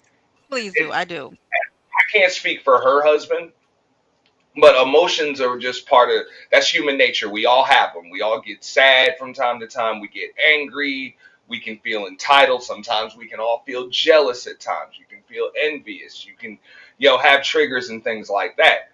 But for the most part, society is going to teach most men that even though we know we have emotions, we cannot let our emotions dictate the way life goes because that's the easiest way for life to fall apart. Like we understand that. So Hmm. yeah, we understand that we have emotions, but we cannot allow them to dictate the way we move through life. And I don't think she understands that. That's why she's saying he's not in tune with his emotions. I'm pretty sure he is. He is in tune with his emotions, but because there's a lack of balance, he definitely can't allow his emotions to dictate life, or else your household would have fell apart. Your household would have fell apart. You'd be all messed up. Because chances are that dude would prefer to just go to the damn bowling alley or the pool hall and not even come home and deal with her. But instead, he still tries to do it anyway because that's what a husband's supposed to do. He seems to be Right. kind of bound by duty. But I don't think she sees that. So I don't think it's not just him that's not in tune with his emotions. I think it's her that thinks that her emotions are the only ones that matter. If that makes Well, sense. you know why this is crazy? Because she literally just said out of her own mouth that he was emotionally attuned to her, right? That he was empathetic, and that's hard to find, like a man who's emotionally attuned to women, because that takes a level of emotional maturity, for a man to be able to reach you on that level. So she found that in the man, and still is finding a problem. Like it's no pleasing her. Like I'm so confused at like what this woman Right, Tony. See, we literally thinking the same thing. Like, it's no pleasing this woman. You have a man who's emotionally attuned to you. He's able to meet you on that level, which is so. It's amazing in a relationship when a man can meet you there, and still, you're literally talking about problems that don't exist. I don't. Well, This woman. she can't seem to find any problems in him, which is triggering her feelings of inadequacy. I get it. Yeah. That's what it is. Like she's like, there's got to be something wrong with you because there's always something wrong. And if I can't find anything Right. wrong with you, Right. then there would be something wrong with me. And it can't be anything wrong with me because I'm woman. I'm perfect. That's the way she seems to feel, or seems This is this is sad. As a woman listening to her run down all the amazing things about this man and literally finding no fault in him other than he doesn't want to bow down to her conversations about patriarchy and men in strip clubs and tricks, and this is insanity. which Okay, let me just play like this. you said, it has nothing to do with her man. She said it herself. He Nothing comes to do home with her man. straight home from work and just wants to spend time with his wife. So what have men I, in strip clubs to do with your husband? I Just like you said. that's So exactly what I'm saying. I'd want to shield that man in a bubble. Do you understand me? Hide him from the world. I know he has to go to work, but go ahead and hide you. Get you in here, cause oh, honey. well, Anyway, let me. Hmm, if he's the only one on earth, guess what? She just broke him. and don't say that. Well, I mean this right here, this attitude that she has and just the way that she went about it, um, this is the type of stuff that turns good men Right, into cruel, Tony. cold-hearted, I nasty know, bastards. and I'll that's just be honest. exactly really what I was thinking too as I was watching this. If you would have saw my face this morning while I was watching this, I was like I had the New York stank face. Like the one side of my lip was going up. Like I couldn't. Like, is she up? I kept literally had to talk out loud. Like, what? What? What are you talking about? What does it have to do with anything? And that's why I kept getting confused. Like a lot of the chat is like, girl, what are you talking about? Like, okay, you're talking about the reason why you're leaving your perfect husband, but you keep bringing in patriarchy, and we're all sitting here like, what the hell? What the hell does a societal patriarchy have to do with you and your amazing man?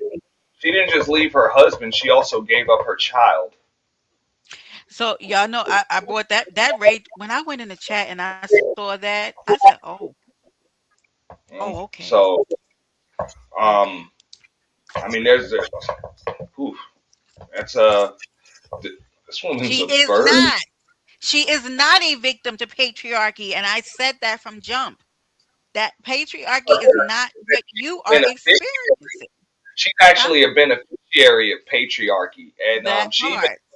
that in the workplace where it's like, look, you had a job where all of the office politicking, and granted, I get it, even in sales, it happens, but you can negate a lot of that just by putting up numbers. Just by actually just being able to sell stuff. Um, that's it. But you couldn't do that, so you're gonna blame it on, oh well, it weren't enough black people there and this and that and whatever. Look, if they gave you that position, they put you in that position. If you could have just made the numbers fit, you'd still have that job and you'd probably be doing well. But you threw that away and you blamed it on politics. Like I say, the woman she just wants a dopamine rush. That's it. Yeah, That's what social media is about because it is. it wouldn't be that big deal if she was making the living that she says that she would that she would have on social media. So she's just doing it as an escape. And even when she's talking about other creators and where they're coming from, it's like how much are you putting into your own platform that you're taking so Correct. much of you're taking on the identity of these other people that you're listening to. And Not even that is what I told you that I felt that she was doing. When I heard her bring up Queen Sovereign, who I watch, the thing is, I watch all of these women. I watch Shira, I watch Queen. There's a litany of other women that I watch because I want to see what the thought process is. What's going on in the world? What are women feeling about men? What are men feeling about women? I watch it all, right? But she's literally taken on an identity that doesn't belong to her. Those have not been your experiences, but they will be because she about to be out back out in this world. Yeah, Tony, absolutely. All I right, mean now let's that see. could Oh, have It's just like changed that's with a it's a I'm manly trait to sorry. have, it's sure. Oh, I'm sorry. And Hold so on. I Why is it not just stopping? Go ahead. I'm sorry. a mindset change, which is stop taking the first no for an answer. Damn it, you're a salesperson now. The hell, you know? Oh, you don't want it? Okay, and you have a sales job. And then she said that she had a sales job and didn't even know it was a sales job. So the hell? But nah, any salesperson will tell you that. No. 75% of sales, deals, closes, whatever you want to call them, are made after the potential client says no at least once.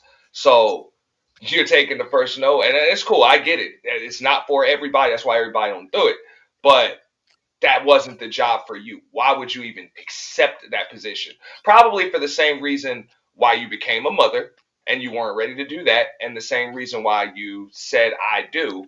And yes, when he said, "Will you marry me?" and you weren't ready to do that either. Yep, No, you just do exactly. things. What they say, a dog chasing cars. You know, you wouldn't Yep, know what to just do once you caught just it. just just doing shit. Well, she's moving back in with her daddy, but let me finish playing this. Oh, you had an I issue with witnessed patriarchy. and I saw anger a lot. Yeah, but yeah, that's where her life has led her. She gave up her husband, she gave up her son.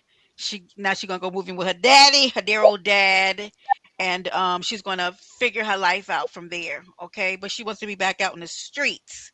Okay, at the stoplight, twerking. Anyway, let me play. Mm-mm. Now, Like I from my agree. husband, He wouldn't and not like a But hustle around that club. Um, she would have to hustle around well, that she club she because there's she so she much doesn't want money to in it. do sales, and you got to sell yourself at the strip club, so that wouldn't work. Mm-mm. Mm-mm. Or That ain't hey, gonna work. you're gonna have to walk around grabbing schmeat all night. Like for real, it's worth it on your phone. Woo! You know. All right, let me play this. like not in an abusive way, not in a I was afraid for my life kind of way, but in a if as someone who enjoys being as he is someone who is enjoys being organized and cleaned, things if he had a bad day at work and then he would come home and things weren't organized and cleaned, his anger would come out. And like, again, not in a scary way, but in a like just not his usual kind, sweet, empathetic self. Just like Sick of your shit. just you don't know, but if you ever lived with someone where they were a wonderful person, and I'm again as someone who studies narcissism, I know the difference between like narcissistic rage and which is still technically it's really still technically a microcosm of narcissistic rage, but it's like it's a microcosm of it, it's not the full thing. But when a man doesn't get what he wants and that rage comes. Mhm. I'm finding it. I'm finding it. You are sitting home all day. You are not watching a child. Her child is school age, right? You are telling me that that man being annoyed coming in and that house is a mess. You talking about the microcosm or not? You girl, yes, Tony, shut your bitch ass up. Yeah, you shut your. Um, If you don't get out of my face, I would go off too. I'm not gonna lie. come If I'm on, working give me my a ass off, break. um, I mean, I guess if you, and then she's like, not only does he have to clean up, he's got to wait for a meal too. But I don't know what, and maybe you don't really like her cook. I don't know. But I'll be damned if I come home to a messy house and you've been sitting here on your phone all day, not making anything on social media, and then you want to tell me about how men ain't shit and the patriarchy's bad. Yeah, I wouldn't even call her pack. I would have called the packing company to come get her shit. Like just come get it and take her with you. I would have called her father. Like, nah, your daughter don't even have to call you. Please come get her. Come So get her. I'm feeling where you are. That's why I'm trying to keep myself together because I'm with Tony with this. Okay, those of you who know me know that Brenda is disciplined in certain areas, right, of my life. Do you know why that is, Aunt? Because I have to be. I don't fucking want to be disciplined. Do you understand that? I don't want to get up every day and go to work. I don't want to take my vitamins. Sometimes I don't want to work out. I don't want to clean up. But guess what? As an adult, you have to do those goddamn things. She literally wants to do nothing. Like this is Tony. I'm with you. I told y'all that this might be a little bit of rage bait because that man should be goddamn annoyed with you coming. Like what do you want to do? You don't want to cook. You don't want to clean. You don't want to be present. You don't want to spend quality time with that man. You want to sit online all day and listen to Shira Seven and Queen Sovereign. Yep. I am. D shall be quiet. This is okay. Well, I'm going to play some more. I don't. Because they feel like they should have what they want. I'm discovering something in real time here. But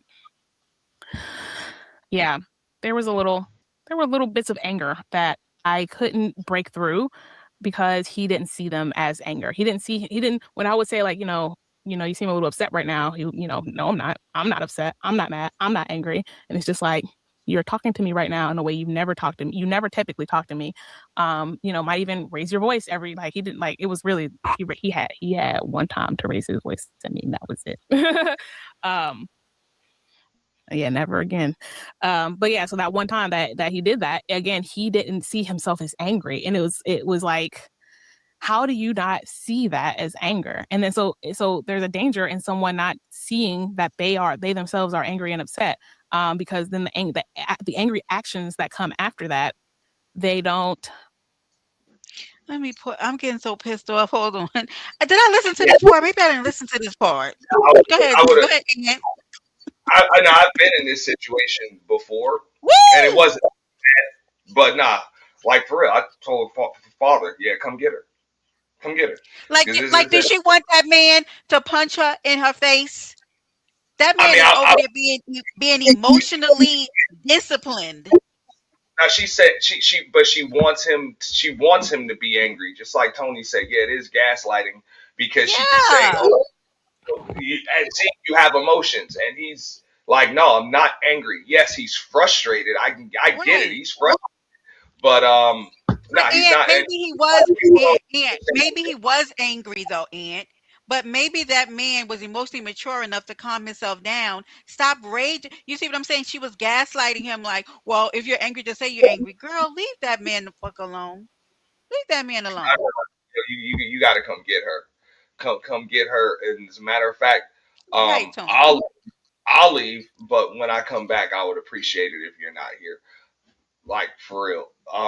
Because I mean, how do you not like? I couldn't imagine not arguing with this woman because I know she's trying to start arguments. No, I know She she's is. trying to start arguments. So like, and if I give her what she wants, she's gonna start crying and shit. So But Aunt, just look at her feeling the way she explained it, like she's doing nothing wrong. She's not even aware. Like, look at this behavior. See, this is I can't. I'll be ready to throat punch somebody. Hey, Nori. now she said he had one time to raise his voice at her, and he Why never she's did. So, gaslighting? but Why she's gaslighting him? she's also looking for excuses to end her marriage. She Yeah, wants reasons to end the marriage. She doesn't want to be married. She's already told she can't stand the quote unquote patriarchy. Men are bad, whatever. All men are like this. Like she has fact. a competitive mindset toward men in general. Men in general, and she includes her men. Um, so because he's not being combative with her, like like now she really feels inadequate because she's not able to accomplish her goal, which is to piss this motherfucker off and make his ass argue with her. He still won't do Right. that. So yeah, she got to go. Like she Got got to to go. go. This is unbelievable. Come on, let's hear some more of this. Let me see how much She I'm got to. gonna listen. I know in some cases, sometimes it's like, okay, whatever, I'll leave. No, in her case in particular, I'm like, look, man, hey, This is my house. If anybody leave, it's gonna be you. You got to go. You got to go. You got to go. Yes, facts. Okay, let's hit list some more.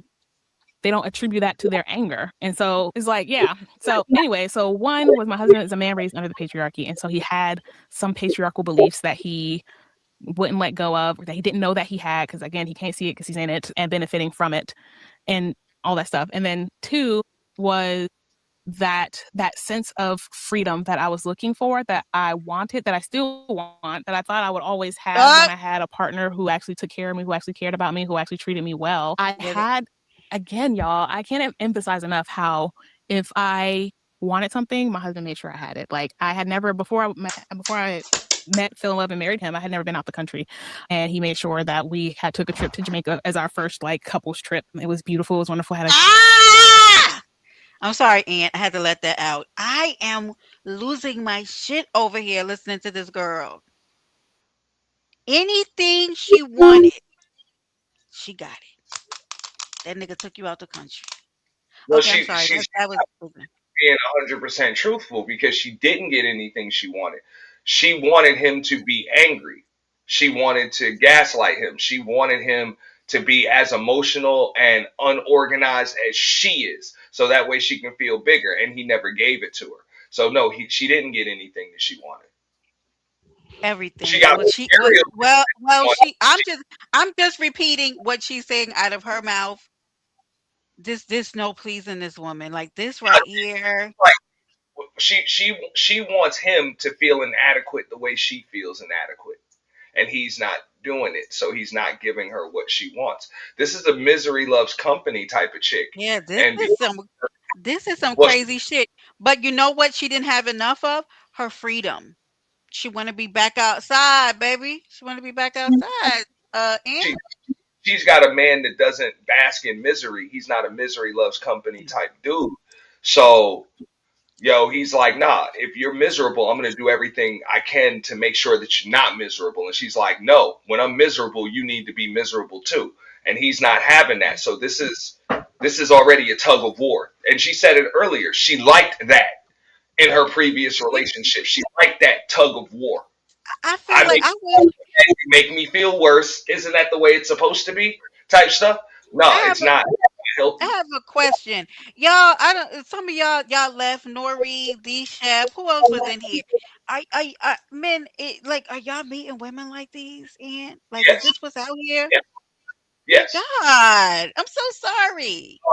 A lot of them. This is sickening. What the fuck is this? Like I honestly I don't know what you men deal with.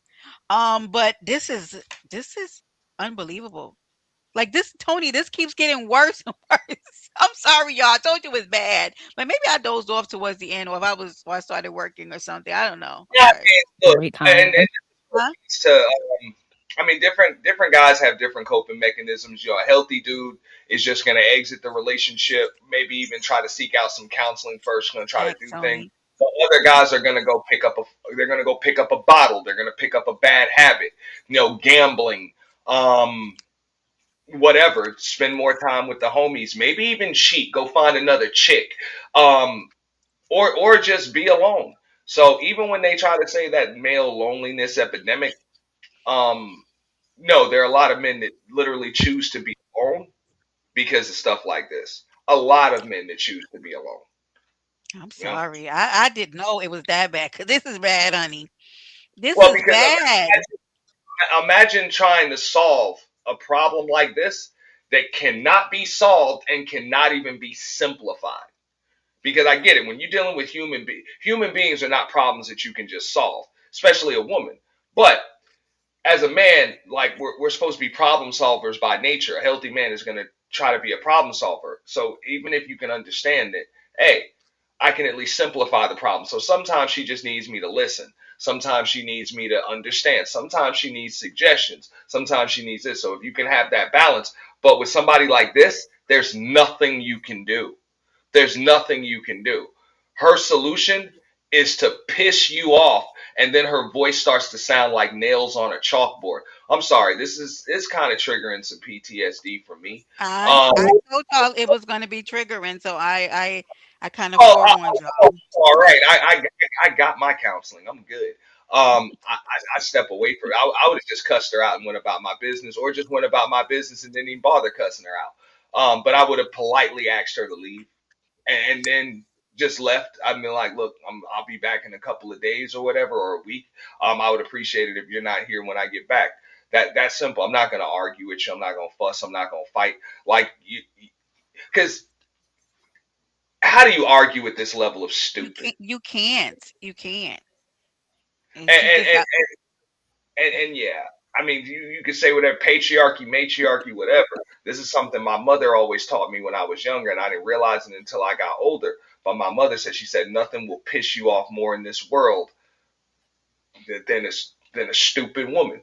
And then she would correct that. She was like, no, I'm sorry, a stupid woman that doesn't know when to shut the hell up. My mother Right. said that. She said nothing will piss you off more than that, and she seems to be all of that. Not just an idiot, but an idiot that refuses to shut the hell up. You got to go. You Well, got to go.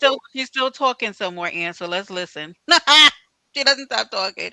We might not get through this whole thing tonight, but I do.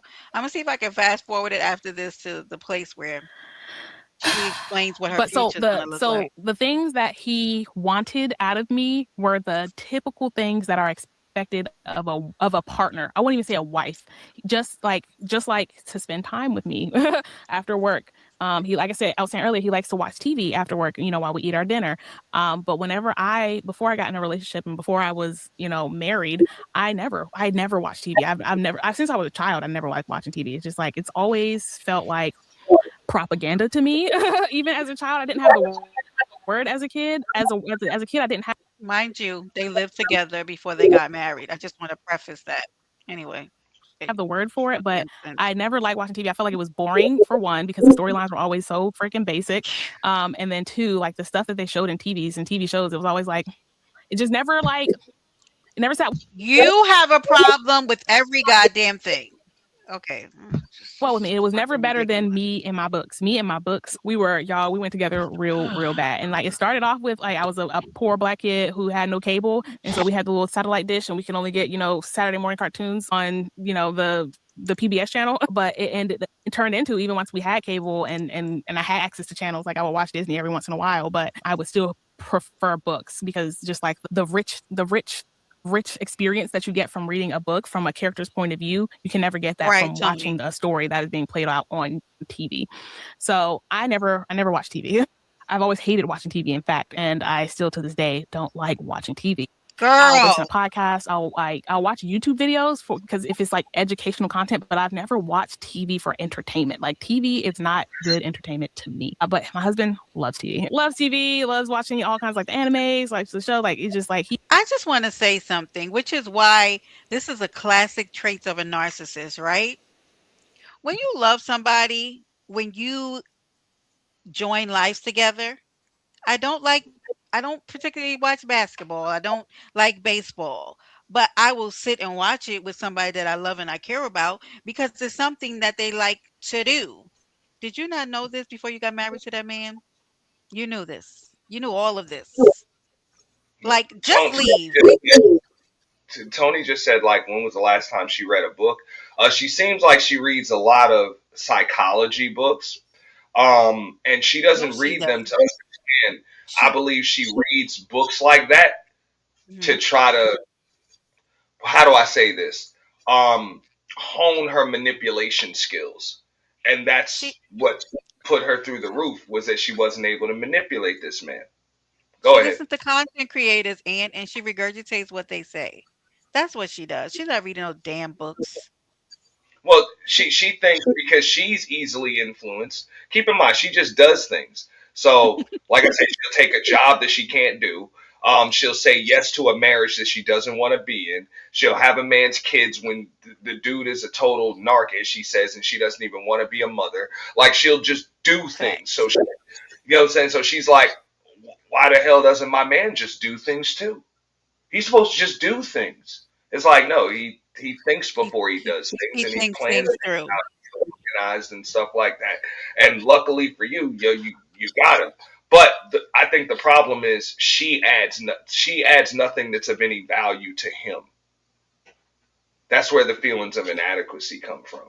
He adds a lot of value to her, but she adds none to him. And relationships aren't supposed to be like that. Y'all are supposed to add value to each other. Um, Right, Tony. Right. Because what is this? no, I mean, I mean, I agree, but he probably felt like, and you know what? I was actually telling Brenda this before the show. This is on him too. Yes, Absolutely. he married a bird brain. Um, and whew, like Can can I he's tell so you? the one Go that's ahead. like, look, we need some counseling here. We need an actual trained professional. All of your self diagnosis is not gonna work. It's not gonna work, because you're likely misdiagnosing because you're a YouTube scholar. Like you've learned everything that you know about psychology off the internet. We need a trained professional to help work through this. Before you get the divorce and before you get all of that stuff. Um, so that's on him. Like a lot of that, and I would, especially if he's supposed to be the balanced, understanding one. Yeah, that's definitely on him. Either try to come up with some solutions, or just like Tony said, like how the hell do you even marry a chick like this? But Right. I also understand. You said that she's in her 20s, I, early 30s, she looks to me like she's in her late 20s, early 30s. Tony, what do you think? I don't think she's older than that at all. Just from looking at her, I mean, I know black women, it's hard to tell, but she looks kind of youngish to me. because I Um, had a couple. I had a marriage just so that didn't quite work, but never was I married to a bird brain. yes, Tony, right? No older than 32. I agree. I You said kind of, you said you said a marriage. yeah, it didn't quite work, but no, none of those women were stupid. You know, Right. did they make mistakes? Yeah, I mean, we all make mistakes. We're We human. sure They do. have to Right. make mistakes too, but they weren't like this, just all over the place. No, I couldn't have married a woman like Hmm. that. Yeah. Yeah. Let's listen. I'm getting ready to forward, I think, He in can a come few home and watch seconds. TV all day, and that is makes him happy. And as we came together, it just and he's an introvert and I'm an extrovert, which again was fine because yeah, sure, as a younger person, I was partying a lot and I had a lot of friends, so I had my friends over often. Listen to this So part. going into married life, I knew all those things would like slow down, but I didn't know how that would impact me. I didn't know how it would impact me. Stop it. Yeah. And so now I'm at this point where if you've been keeping up with the story, where I have no job, I have no car, I'm a stay-at-home mom. I'm cooking, I'm doing content creation, but I can't do it, all the time. I have to do it in a certain way. And then during my like the time after work, I'm like, I have to spend it watching TV. And then after dinner, I don't know. There was just like and then after dinner there was just something else. There was always something when you have someone in your life that is your person, your partner, your spouse, there is always the expectation that you are doing something with them, for them, or accommodating them in some way. Like I like to listen to music as loud as I possibly can, like on a speaker. Like I got a professional grade JBL speaker because I love music and I love loud music and I love loud quality music. Like if you get put several like line up some speakers in front of me, I will tell you and like blindfold me and then you just play them. I'll be able to tell you which one is the crappiest speaker and I will be able to tell you which one is the best speaker just off of the sound alone. A lot of people can't distinguish what good quality audio is versus good like crap audio, but I can. And so because I like listening to quality music very loudly. But when you live with someone, you can't do that. You can't just put on music as loud as you want to and just dance around your house nude. Wait, did you say something, Aunt? Yeah. This is some bird. Like she really thinks that's some kind of gift. If you line up some speakers, I can tell you which one has the best quality. Duh. If your ears work, you should be able to tell the best quality of damn speaker. Duh. Yep.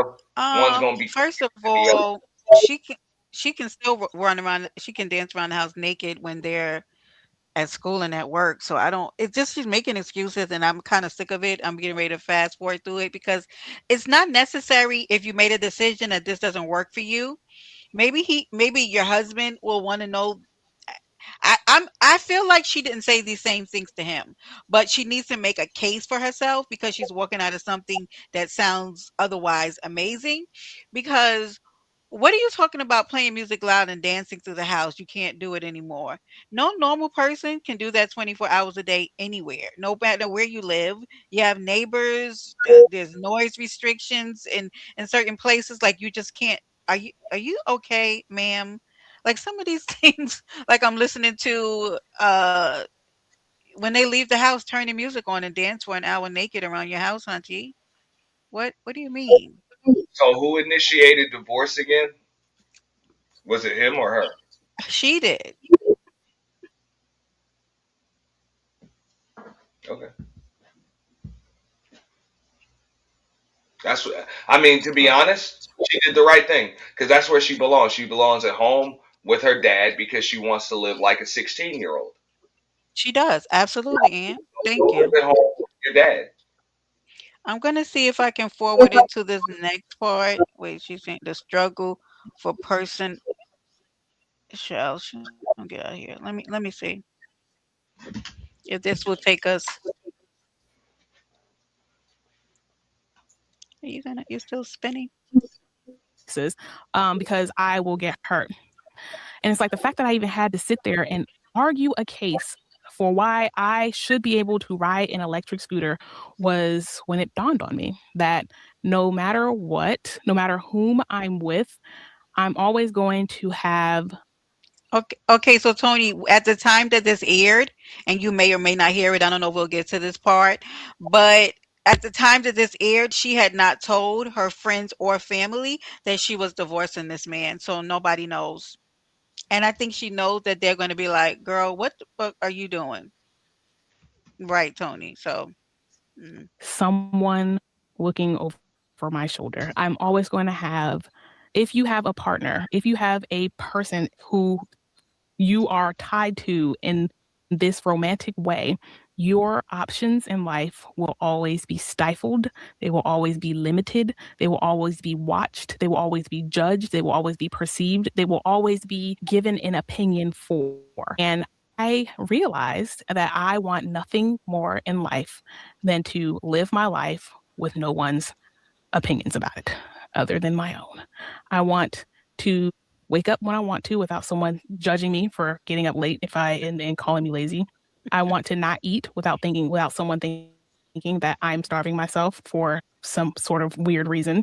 I want to do dangerous and reckless things without having someone at home that I have to worry about. Like, oh my God, what if you pass away? Like, if I want to put my life on the line, I want She wants to have the freedom to kill herself without worrying about anybody else. Okay, so to be able to do that. If I want to save reckless things on the internet, I want to be able to do that without someone looking me up later and saying, oh, she's married to this person. And so let me harass this person. I want to be able to like just move at my own pace. I want to move at my own pace. I want to do what I want. I want to be who I want to be. I want to shine as bright as I want to shine without the opinion of another. I want to be able to have dreams and not have or goals and not have someone question those goals unless I ask them for their opinion. But when you're married, if you have a goal, you have to thank you, Nixon. I appreciate that so much. Thank you for that donation and your support of the channel. And You want to? I don't know if El Nixon just came in here. Shout out to yes, he El did. Nick. Yeah, He, yeah, he's right yo, here, you just came in. Whoa, baby. bro. Nixon, you would have loved this one. Oh This. no. I don't think El Nixon would love this one. This one's bad, Well, but he I was mean, heavy. I mean, it, well, I mean, this was a good one to do some commentary on because this is something. And do you hear all of these excuses? Hey, Nixon, this woman, her name is Bree. Bree speaks, and Bree speaks a lot. Nixon, she met the perfect man who does everything for her, takes care of her, wants to spend time with her, is emotionally in tune to her. But he did not agree with her thoughts on patriarchy and what are anyway. And so she's divorcing him, okay, so that she can be twerking at the stoplight and going out and try to kill herself, and she doesn't want anybody telling her what to do. Um, oh, and let me play some more of this. Run it by your partner. You cannot say, partner, one day I'm waking Oh, up I'm and I'm sorry. Hold on. going to law school. Go You have ahead. Go ahead. But no, I mean, she Go ahead. wants to be a 30-year-old teenager. That's really what it is. She like, Absolutely. and just like she said, like, look, I want to get up whenever I want without somebody saying that I'm getting up too late. It's like maybe that had something to do with why you couldn't keep your job. And you probably didn't show up to work late or anything like that. But remember, trust me, it says a lot. Like some people, a job just isn't for them, but also it can speak to your habits. So even when she said like you took a sales job and you're not a salesperson, like you just you accept the first no as an answer. That's not for you. That's one thing. Number two, you're like, oh, I just want to get up late without somebody telling me that. No. Like what drives you and gets you out of bed in the morning? That means that you lack motivation over the course of a day to get things done. You know, because especially when you don't have a job. You don't have a job. You're a wife and you're a mother. So there's nothing getting you out of bed in the morning. You know, like what's driving you? You literally have nothing to do.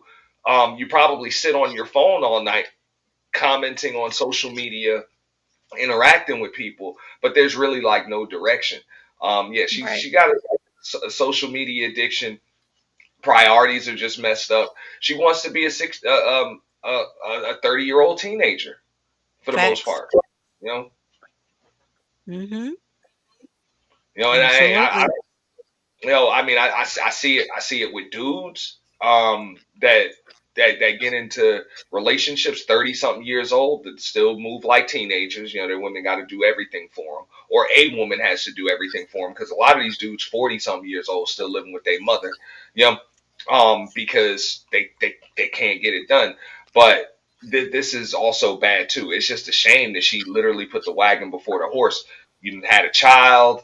And of course, that didn't work out. But even while your child was still a child, you had another man, you know what I'm saying? You had another man that was willing to take all of that stuff on and accept you as you were, you know what I'm saying? Be everything that you needed, what was lacking, the organization, the structure, the order, the Mhm. wisdom, the emotional intelligence, the empathy, all of those things. And you just threw that away too. So, one thing that she never said was that she's the problem throughout the course of this She video. She never said I might have a she problem with this. I didn't hear that not one time. She's just like, she look, this doesn't is think what she's the problem. yeah, Thank you again, Nixon. He said, "Listen, I learned you gotta be like Omarion or Corey Hardrick and just be quiet and maybe they'll see it on their own." Mm. nah. Hey, I gotta disagree with L. No, L Nixon. Yeah, you can't just be quiet. You have to be gone, gone, ass elbows on the Oh other my side of that door, or damn. she the other side of that door. Now, life is too short. You don't have time for this. And just like Tony was saying earlier, if you are, somebody that wants to be with somebody, I don't care, man or woman, start your healing process now because you don't want to take this type of PTSD and this type of, because this can be a bad virus turned into a damn disease. This Mhm. type, you start to see all types of red flags and then they magnify and stuff like that. So now you got to start your healing process ASAP. Life is too short to stay in something like this too long. Yeah, I agree. Let's play a little bit more, and then we'll give our summation, our thoughts. have to run that by them first. And again, this is not about asking them for permission, but it is your responsibility as a partner to inform your partner of your life, of the things you are doing. That's the whole point. That is the whole point of having a long-term partner, is to share your life together. And I'm like, I realized I don't want to share my life. I don't want to share it with a husband. And then that made me realize I don't want to have another kid. I don't want to have another kid. And I just, because I'm sitting here and I'm like, I know my husband is so helpful. He is like the most executive functioning person that I know. Again, as someone with ADHD, my executive functioning is crap. Like, I'll have a bajillion and a bajillion Yeah, excellent, amazing, fantastic ideas, and I can and never get any of them. Huh? I never would have guessed. Wow. Wow. But that I man, never. if he has an idea and he wants to do it, Huh? Nah, don't get me wrong. Like she, I mean, just looking at her, you wouldn't get like disorganization vibes. Like she looks like Mm-mm. she's extremely like just she's physically well kept up. You know, makeup's Right. on point. You know, the earrings and the clothes and the hair and you know what I'm saying the teeth are Mhm. good and all of that stuff. You know, got the drapes hanging. Like I wouldn't get that vibe just looking at her, but listening to her, it's like, yeah, you're all over the place. Right. You Hi, know? Tinker. Yeah. he's getting So it done. maybe she, I just love that. And What you say? now maybe she did a Yeah. good job of faking it. That she had some organizational skills, or maybe her dude, you know, had a god complex of his own that he needed to work on, thinking that he could fix somebody. Like, okay, she's disorganized, I can make her organized, or I could pick up the slack. No, you can't. Um, Mhm. no, these are internal issues that somebody like her has to fix. And maybe he thought it was because that's another thing I never heard her complain about. Even after losing her job and not making any damn real money on the internet, um, Mhm. she never complained about finances. She never said money's tight. He had to go get a second job. None of that. Right. No, literally, she said she got whatever she wanted. Like he gave her Yeah. anything she wanted. He took her out of the country. She said now money got a little thin because she wasn't working, but he literally was because he was taking care of all of the bills. But never in there did she say that there was something she asked for she couldn't get it. She literally just told us he gave her everything she wanted. Everything. I don't know. I mean, even when she was so talking when I about, think about having a kid and having a kid with I'm him, sorry. I know that if I'm Why is tired, this he'll get not no, up and he'll do the milk. stopping? I know I'm just saying, she was talking about a six-figure job that you didn't lose. You weren't laid off. You couldn't even do it. So you didn't have, she said she only had it for like a few months. So even if it was a six-figure job, you didn't see no six figures. You didn't even work there a year. So I'm, yeah, she's a ditch, yo. I agree. I was gonna say that earlier, Tony. It's women like her that would get come into contact with a man like that and then ruin them. Thanks. that if I don't want to do stuff with the kid, he'll do. I know that he would pick up the slack wherever I faltered or wherever I felt like I couldn't. But the default for that baby was going to be me. The default, like for when that baby needed to get fed, was going to be my body, my bosoms. I would be that child's primary parent. There's no way around it. Like when you are a mother and you give birth to a child, your responsibility is to care for that child, especially. You literally just gave away your child. So I don't think that you can say that, Talking ma'am. about you, shadow. Like she was talking about a baby. Yeah. And no offense. She literally just okay, I don't for her, I feel like she would book it. She would give birth to that child and head out at about 1 years old. What would stop her? She is doesn't want to be under the patriarchy. And Tiara, please go back and watch this, honey. You might want to do your own commentary on this. This is ridiculous. Okay, yes, default, Tiara. I don't, honey. I would not trust this woman to stay. Okay, she'd be out of there. She said by I told default her because she would want to breastfeed. Now you care about discipline. This lady confuses me so much. I don't even I would understand. have asked her to leave, and that would have been way before nuptials. She's gonna Way. Tony. She's gonna be right. She's gonna be out of there. Now she's acting like now by default. Now she has a responsibility to something. All of a sudden, right now she wants to be responsible for something. Now she had a baby. but she literally just bust that other one off to his father because when they asked her in the chat, how you going to be under patriarchy and you have a kid that you take care of, she's like, yeah, well, guess what? Gave that kid to his father. He's out of here. So now you can have another one. You're gonna make us believe that if something comes up, patriarchy is not gonna get in the way, and you're gonna let this man have him. Actually, if I'm honest, Aunt, I think the kid would probably be better off with the husband, this new baby, if she had one with this man. Be better off with the dad because she is all over the place. Leave the kid with the father. So you are. Her name is Bree Speaks. Well, Tinker. she got an issue with responsibility, just like, Period. and like, oh, that's the default. It's like, well, the dude Yeah. can't breastfeed a child, um, but whatever, he'll just get you a pump or something. What's the big deal? Like that's what mothers do is they feed their children. Um, She said so because of course she'd wanna breastfeed. No, not of course, and no, none of us would ever think that you would actually wanna breastfeed because, I mean, is breastfeeding part of patriarchy? I don't know, Aunt.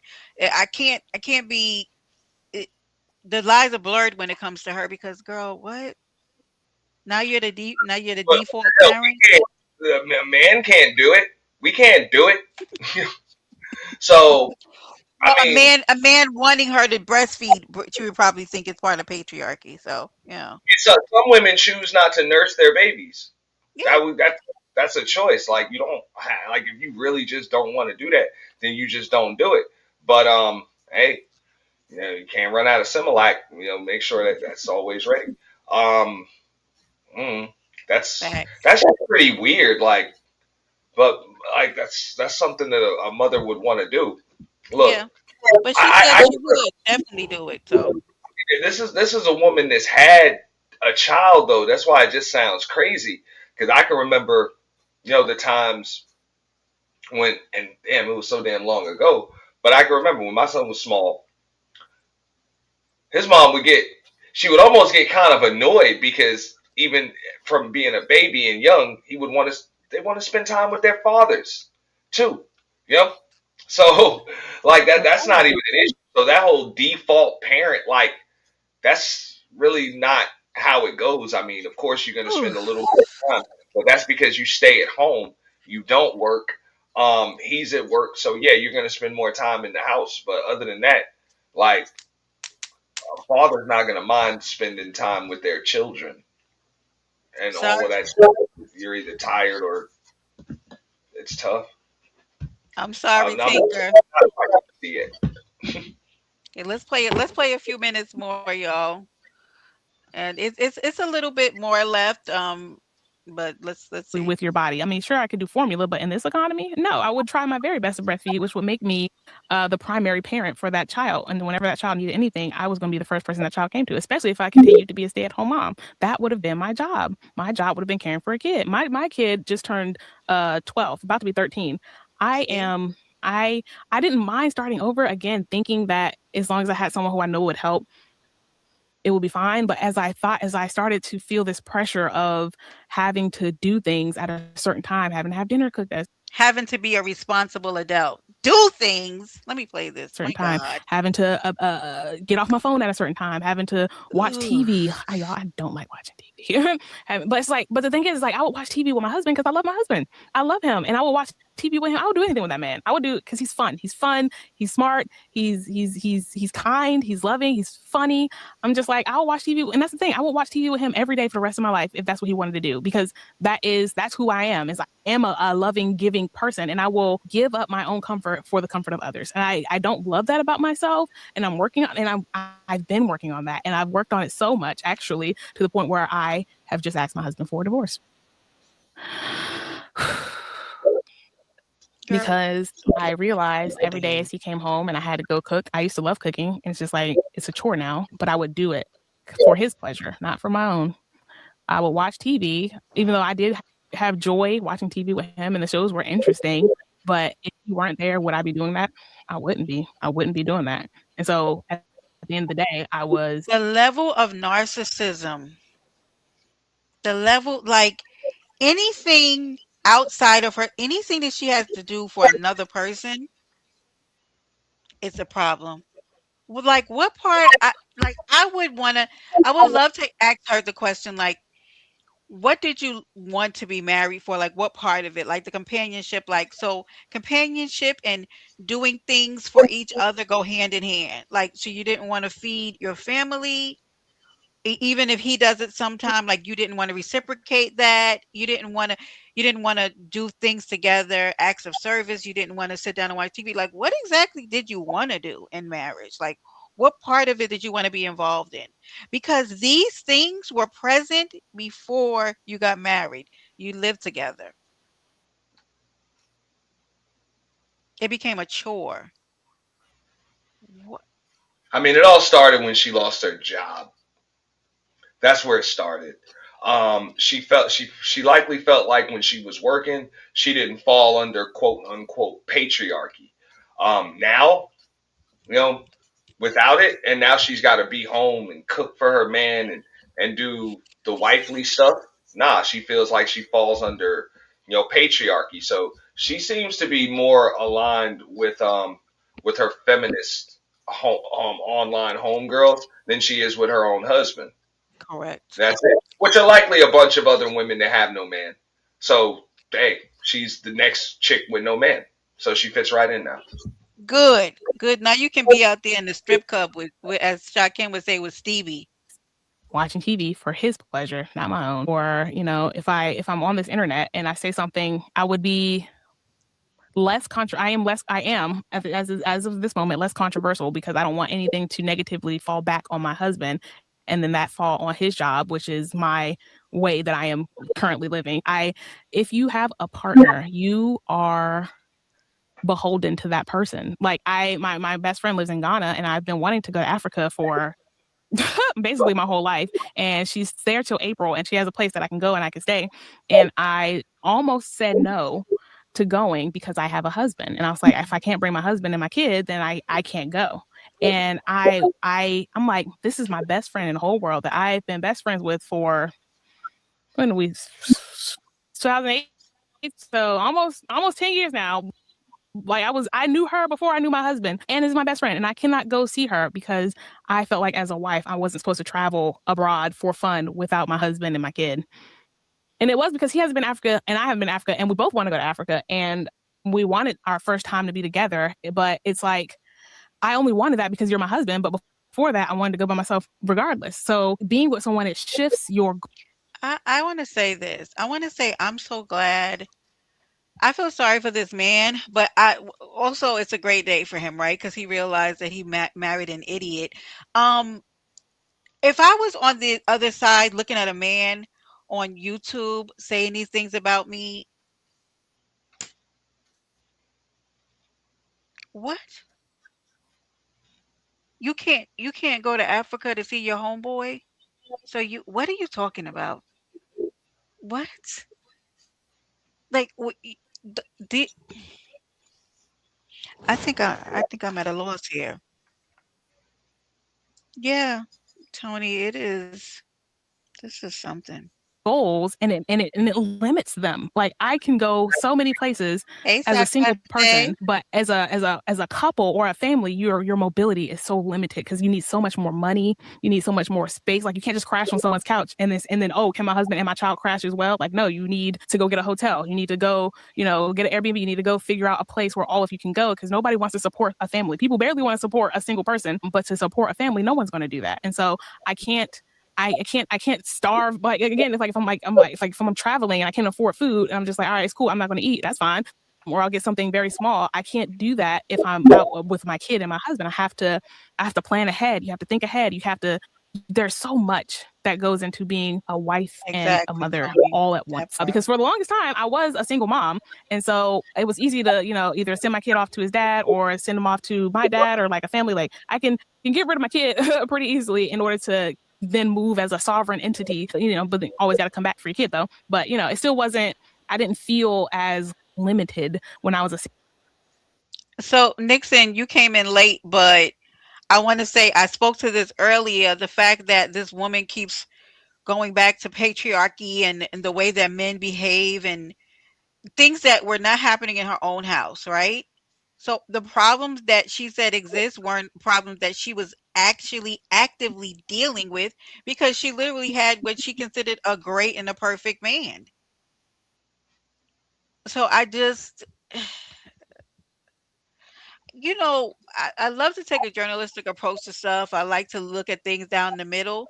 This one really took me off my square, and I cannot lie. Listening to this lady have this conversation because I think I'm a little dumbfounded.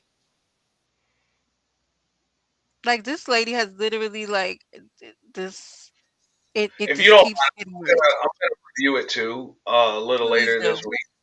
Yeah. It's just so common. I don't you don't see it that often, but on the Mhm. side where we're on, we see it more often than you think. Um, I mean, but to this level, I mean, because I think that this is great because the level of detail that she put into this to just show like how crazy, right, this is that a woman entered into a marriage, a relationship, a covenant with a man and has dumbed down to, like Tony has said, all the eyes, all the things that she can't do now that she's decided to bind herself to one another legally, right, and spiritually. You knew all of this, and now you're here telling us all the reasons why you don't want to be married. and she shouldn't be. I'll agree with her on that. She shouldn't be married. So she did the right thing. Right, She just that asked for part, a divorce. Tony. Yeah. Th- all the reasons why she shouldn't have gotten married. She's literally saying all of those reasons now. Hey, FYI, for those of you who don't know, she got married 8 months ago in August. So I want to say she didn't get the marriage a chance, but thank God because she probably would have ruined this man even more. But she didn't even try. Like this girl just didn't want to Well, be married. just like with the job, she quit instead of getting fired. She did the same thing in that marriage. Right? She Makes quit sense. instead of getting fired. She would Yeah. he would have left her or politely asked her to leave. Right, I Sierra. mean, think about it. Even from a woman's perspective, if you're doing everything that you should be doing, that you know you should be doing as a woman, and your man is not fulfilling his, masculine role and doing Mhm. what he's supposed to do as a man, you're out, right? You're out, Ab- and you should. Absolutely. So, how you think that is for a man? If he's doing everything he's supposed to be doing as a man, and she's not fulfilling her role as a woman, I had a homeboy that went through that. He told me about this straight up, just like this, you know.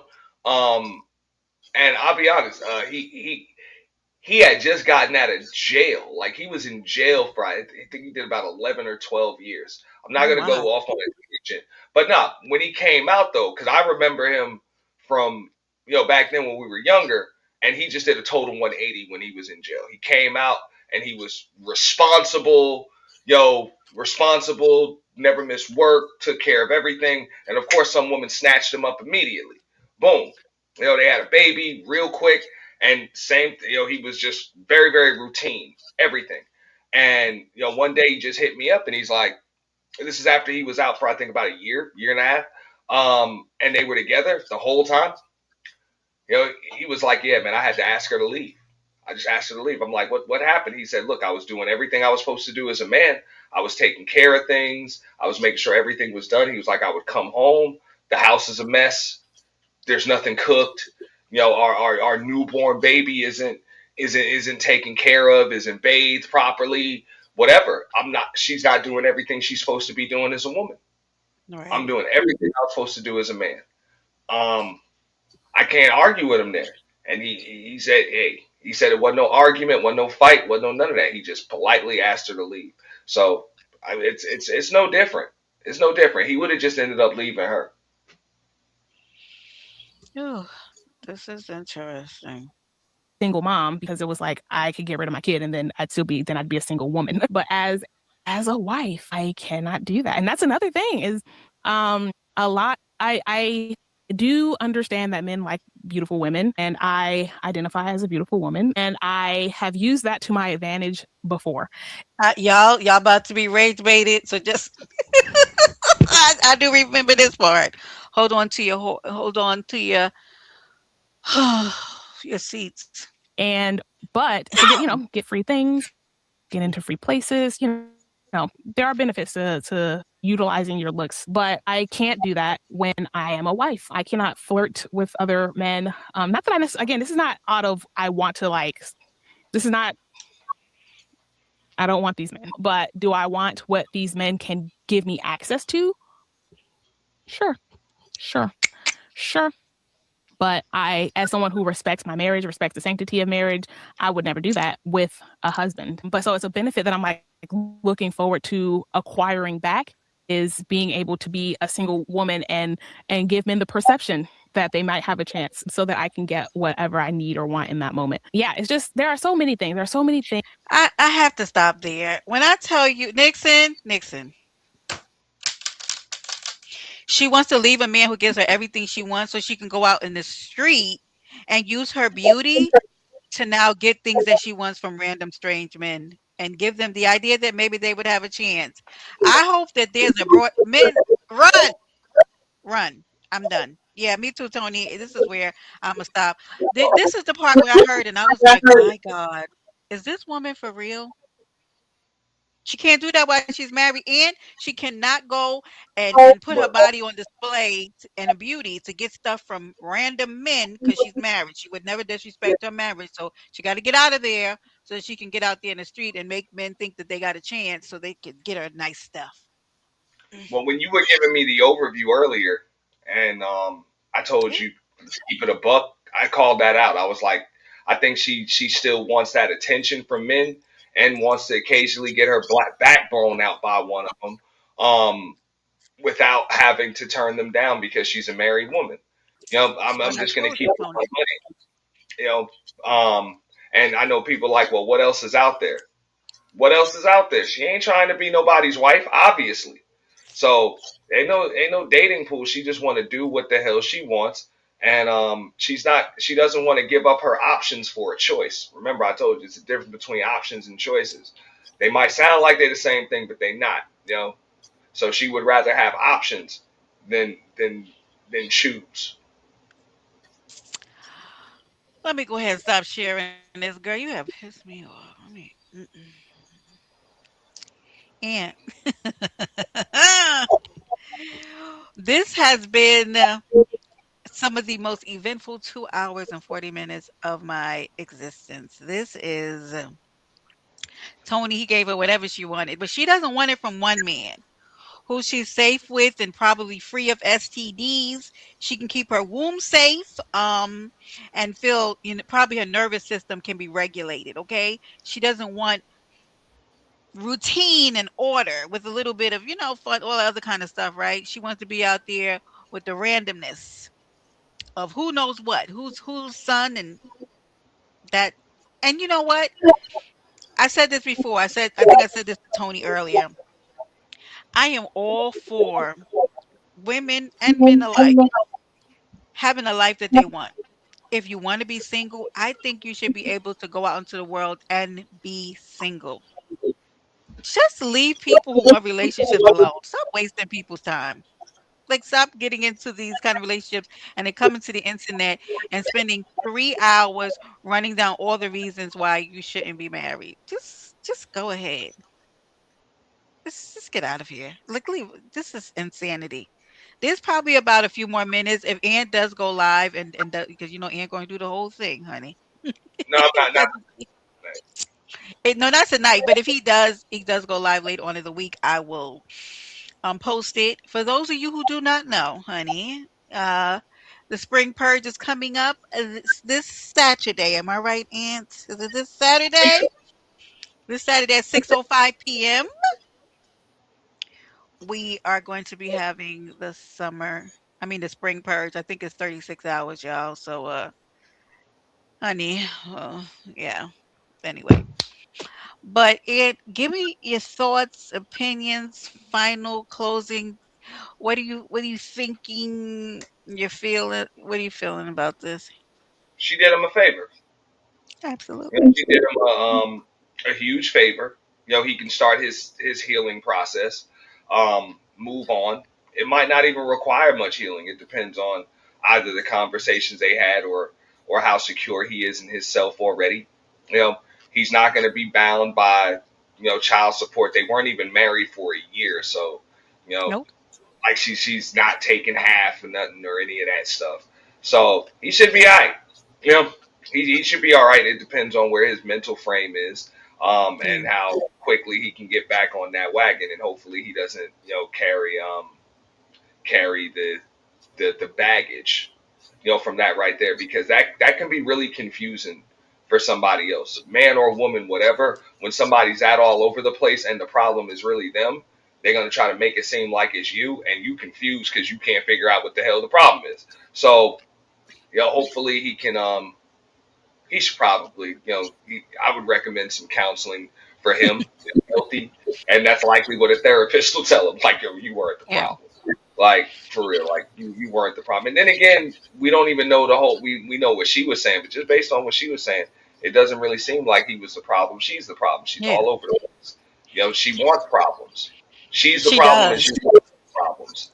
And And he would give her more problems, so that made him a problem. Pretty crazy. exactly. Pretty crazy. Wanting more problems, having something good, and he's a good, huh? That's not. That sounds illogical or like it doesn't make sense. It's because it is by definition nonsense. It is. It's insanity. It's literally insanity because she had something amazing. I mean, he's a good man. He just wasn't a good man for her, right? She well, she doesn't want a man. She wants to be out in the streets. She doesn't. That lady did not want a man. She didn't want structure, routine, anything that would call her out on anything that she was She's also doing, not a woman. right? Well, she's also not a woman. Hmm? She's a girl. She's a She girl. She really is. wants to That is true. her house a That is true. 16-year-old teenager. So she shouldn't even have a man. And I would say the same thing the other way around for dudes that are ditches, dummies like that are 30-something-year-old teenagers, bro. You shouldn't even have a woman because you're not a man. You're a boy. So Yeah. that's the game.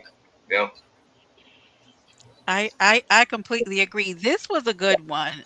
Bree Speaks, honey, she did offer at the end of that live, for real, Sakwase, at the end of that live, she did ask that you would, if you want to, if you're interested, come along her journey with her.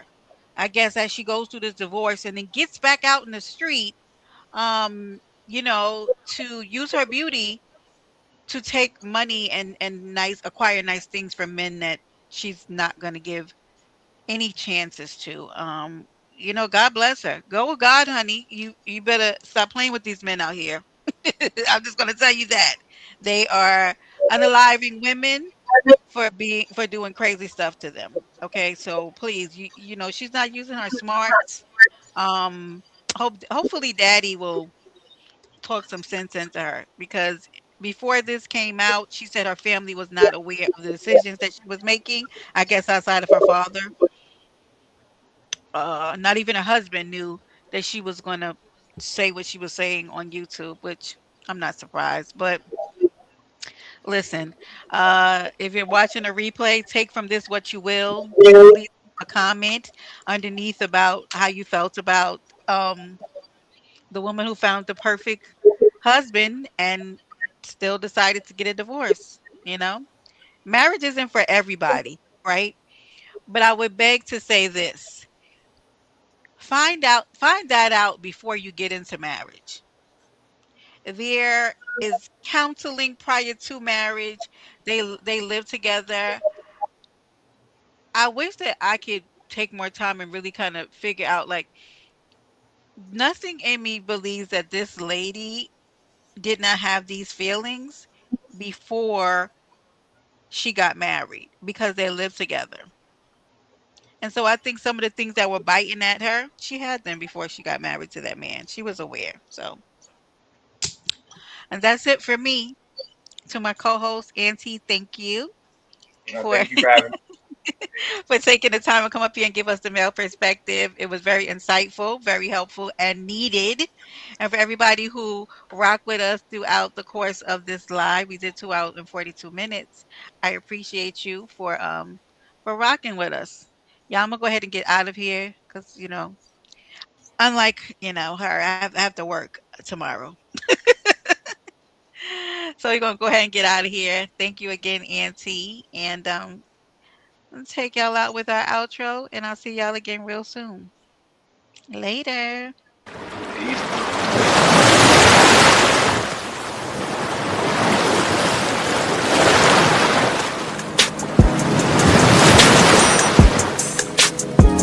Baby, welcome to the island.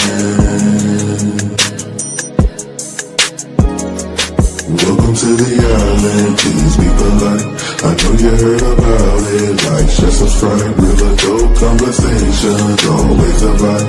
Please don't act a fool, bring the wheel, get you right. Baby, welcome to the island. Welcome to the island. Baby, welcome to the island. Welcome to the island. Baby, welcome to the island. Please be polite. I know you heard about it. Like, share, subscribe, real adult conversations, always a vibe. Please don't act a fool, bring the wheel, get you right. Baby, welcome to the island. Welcome to the island. Baby, welcome to the island. Welcome to the island.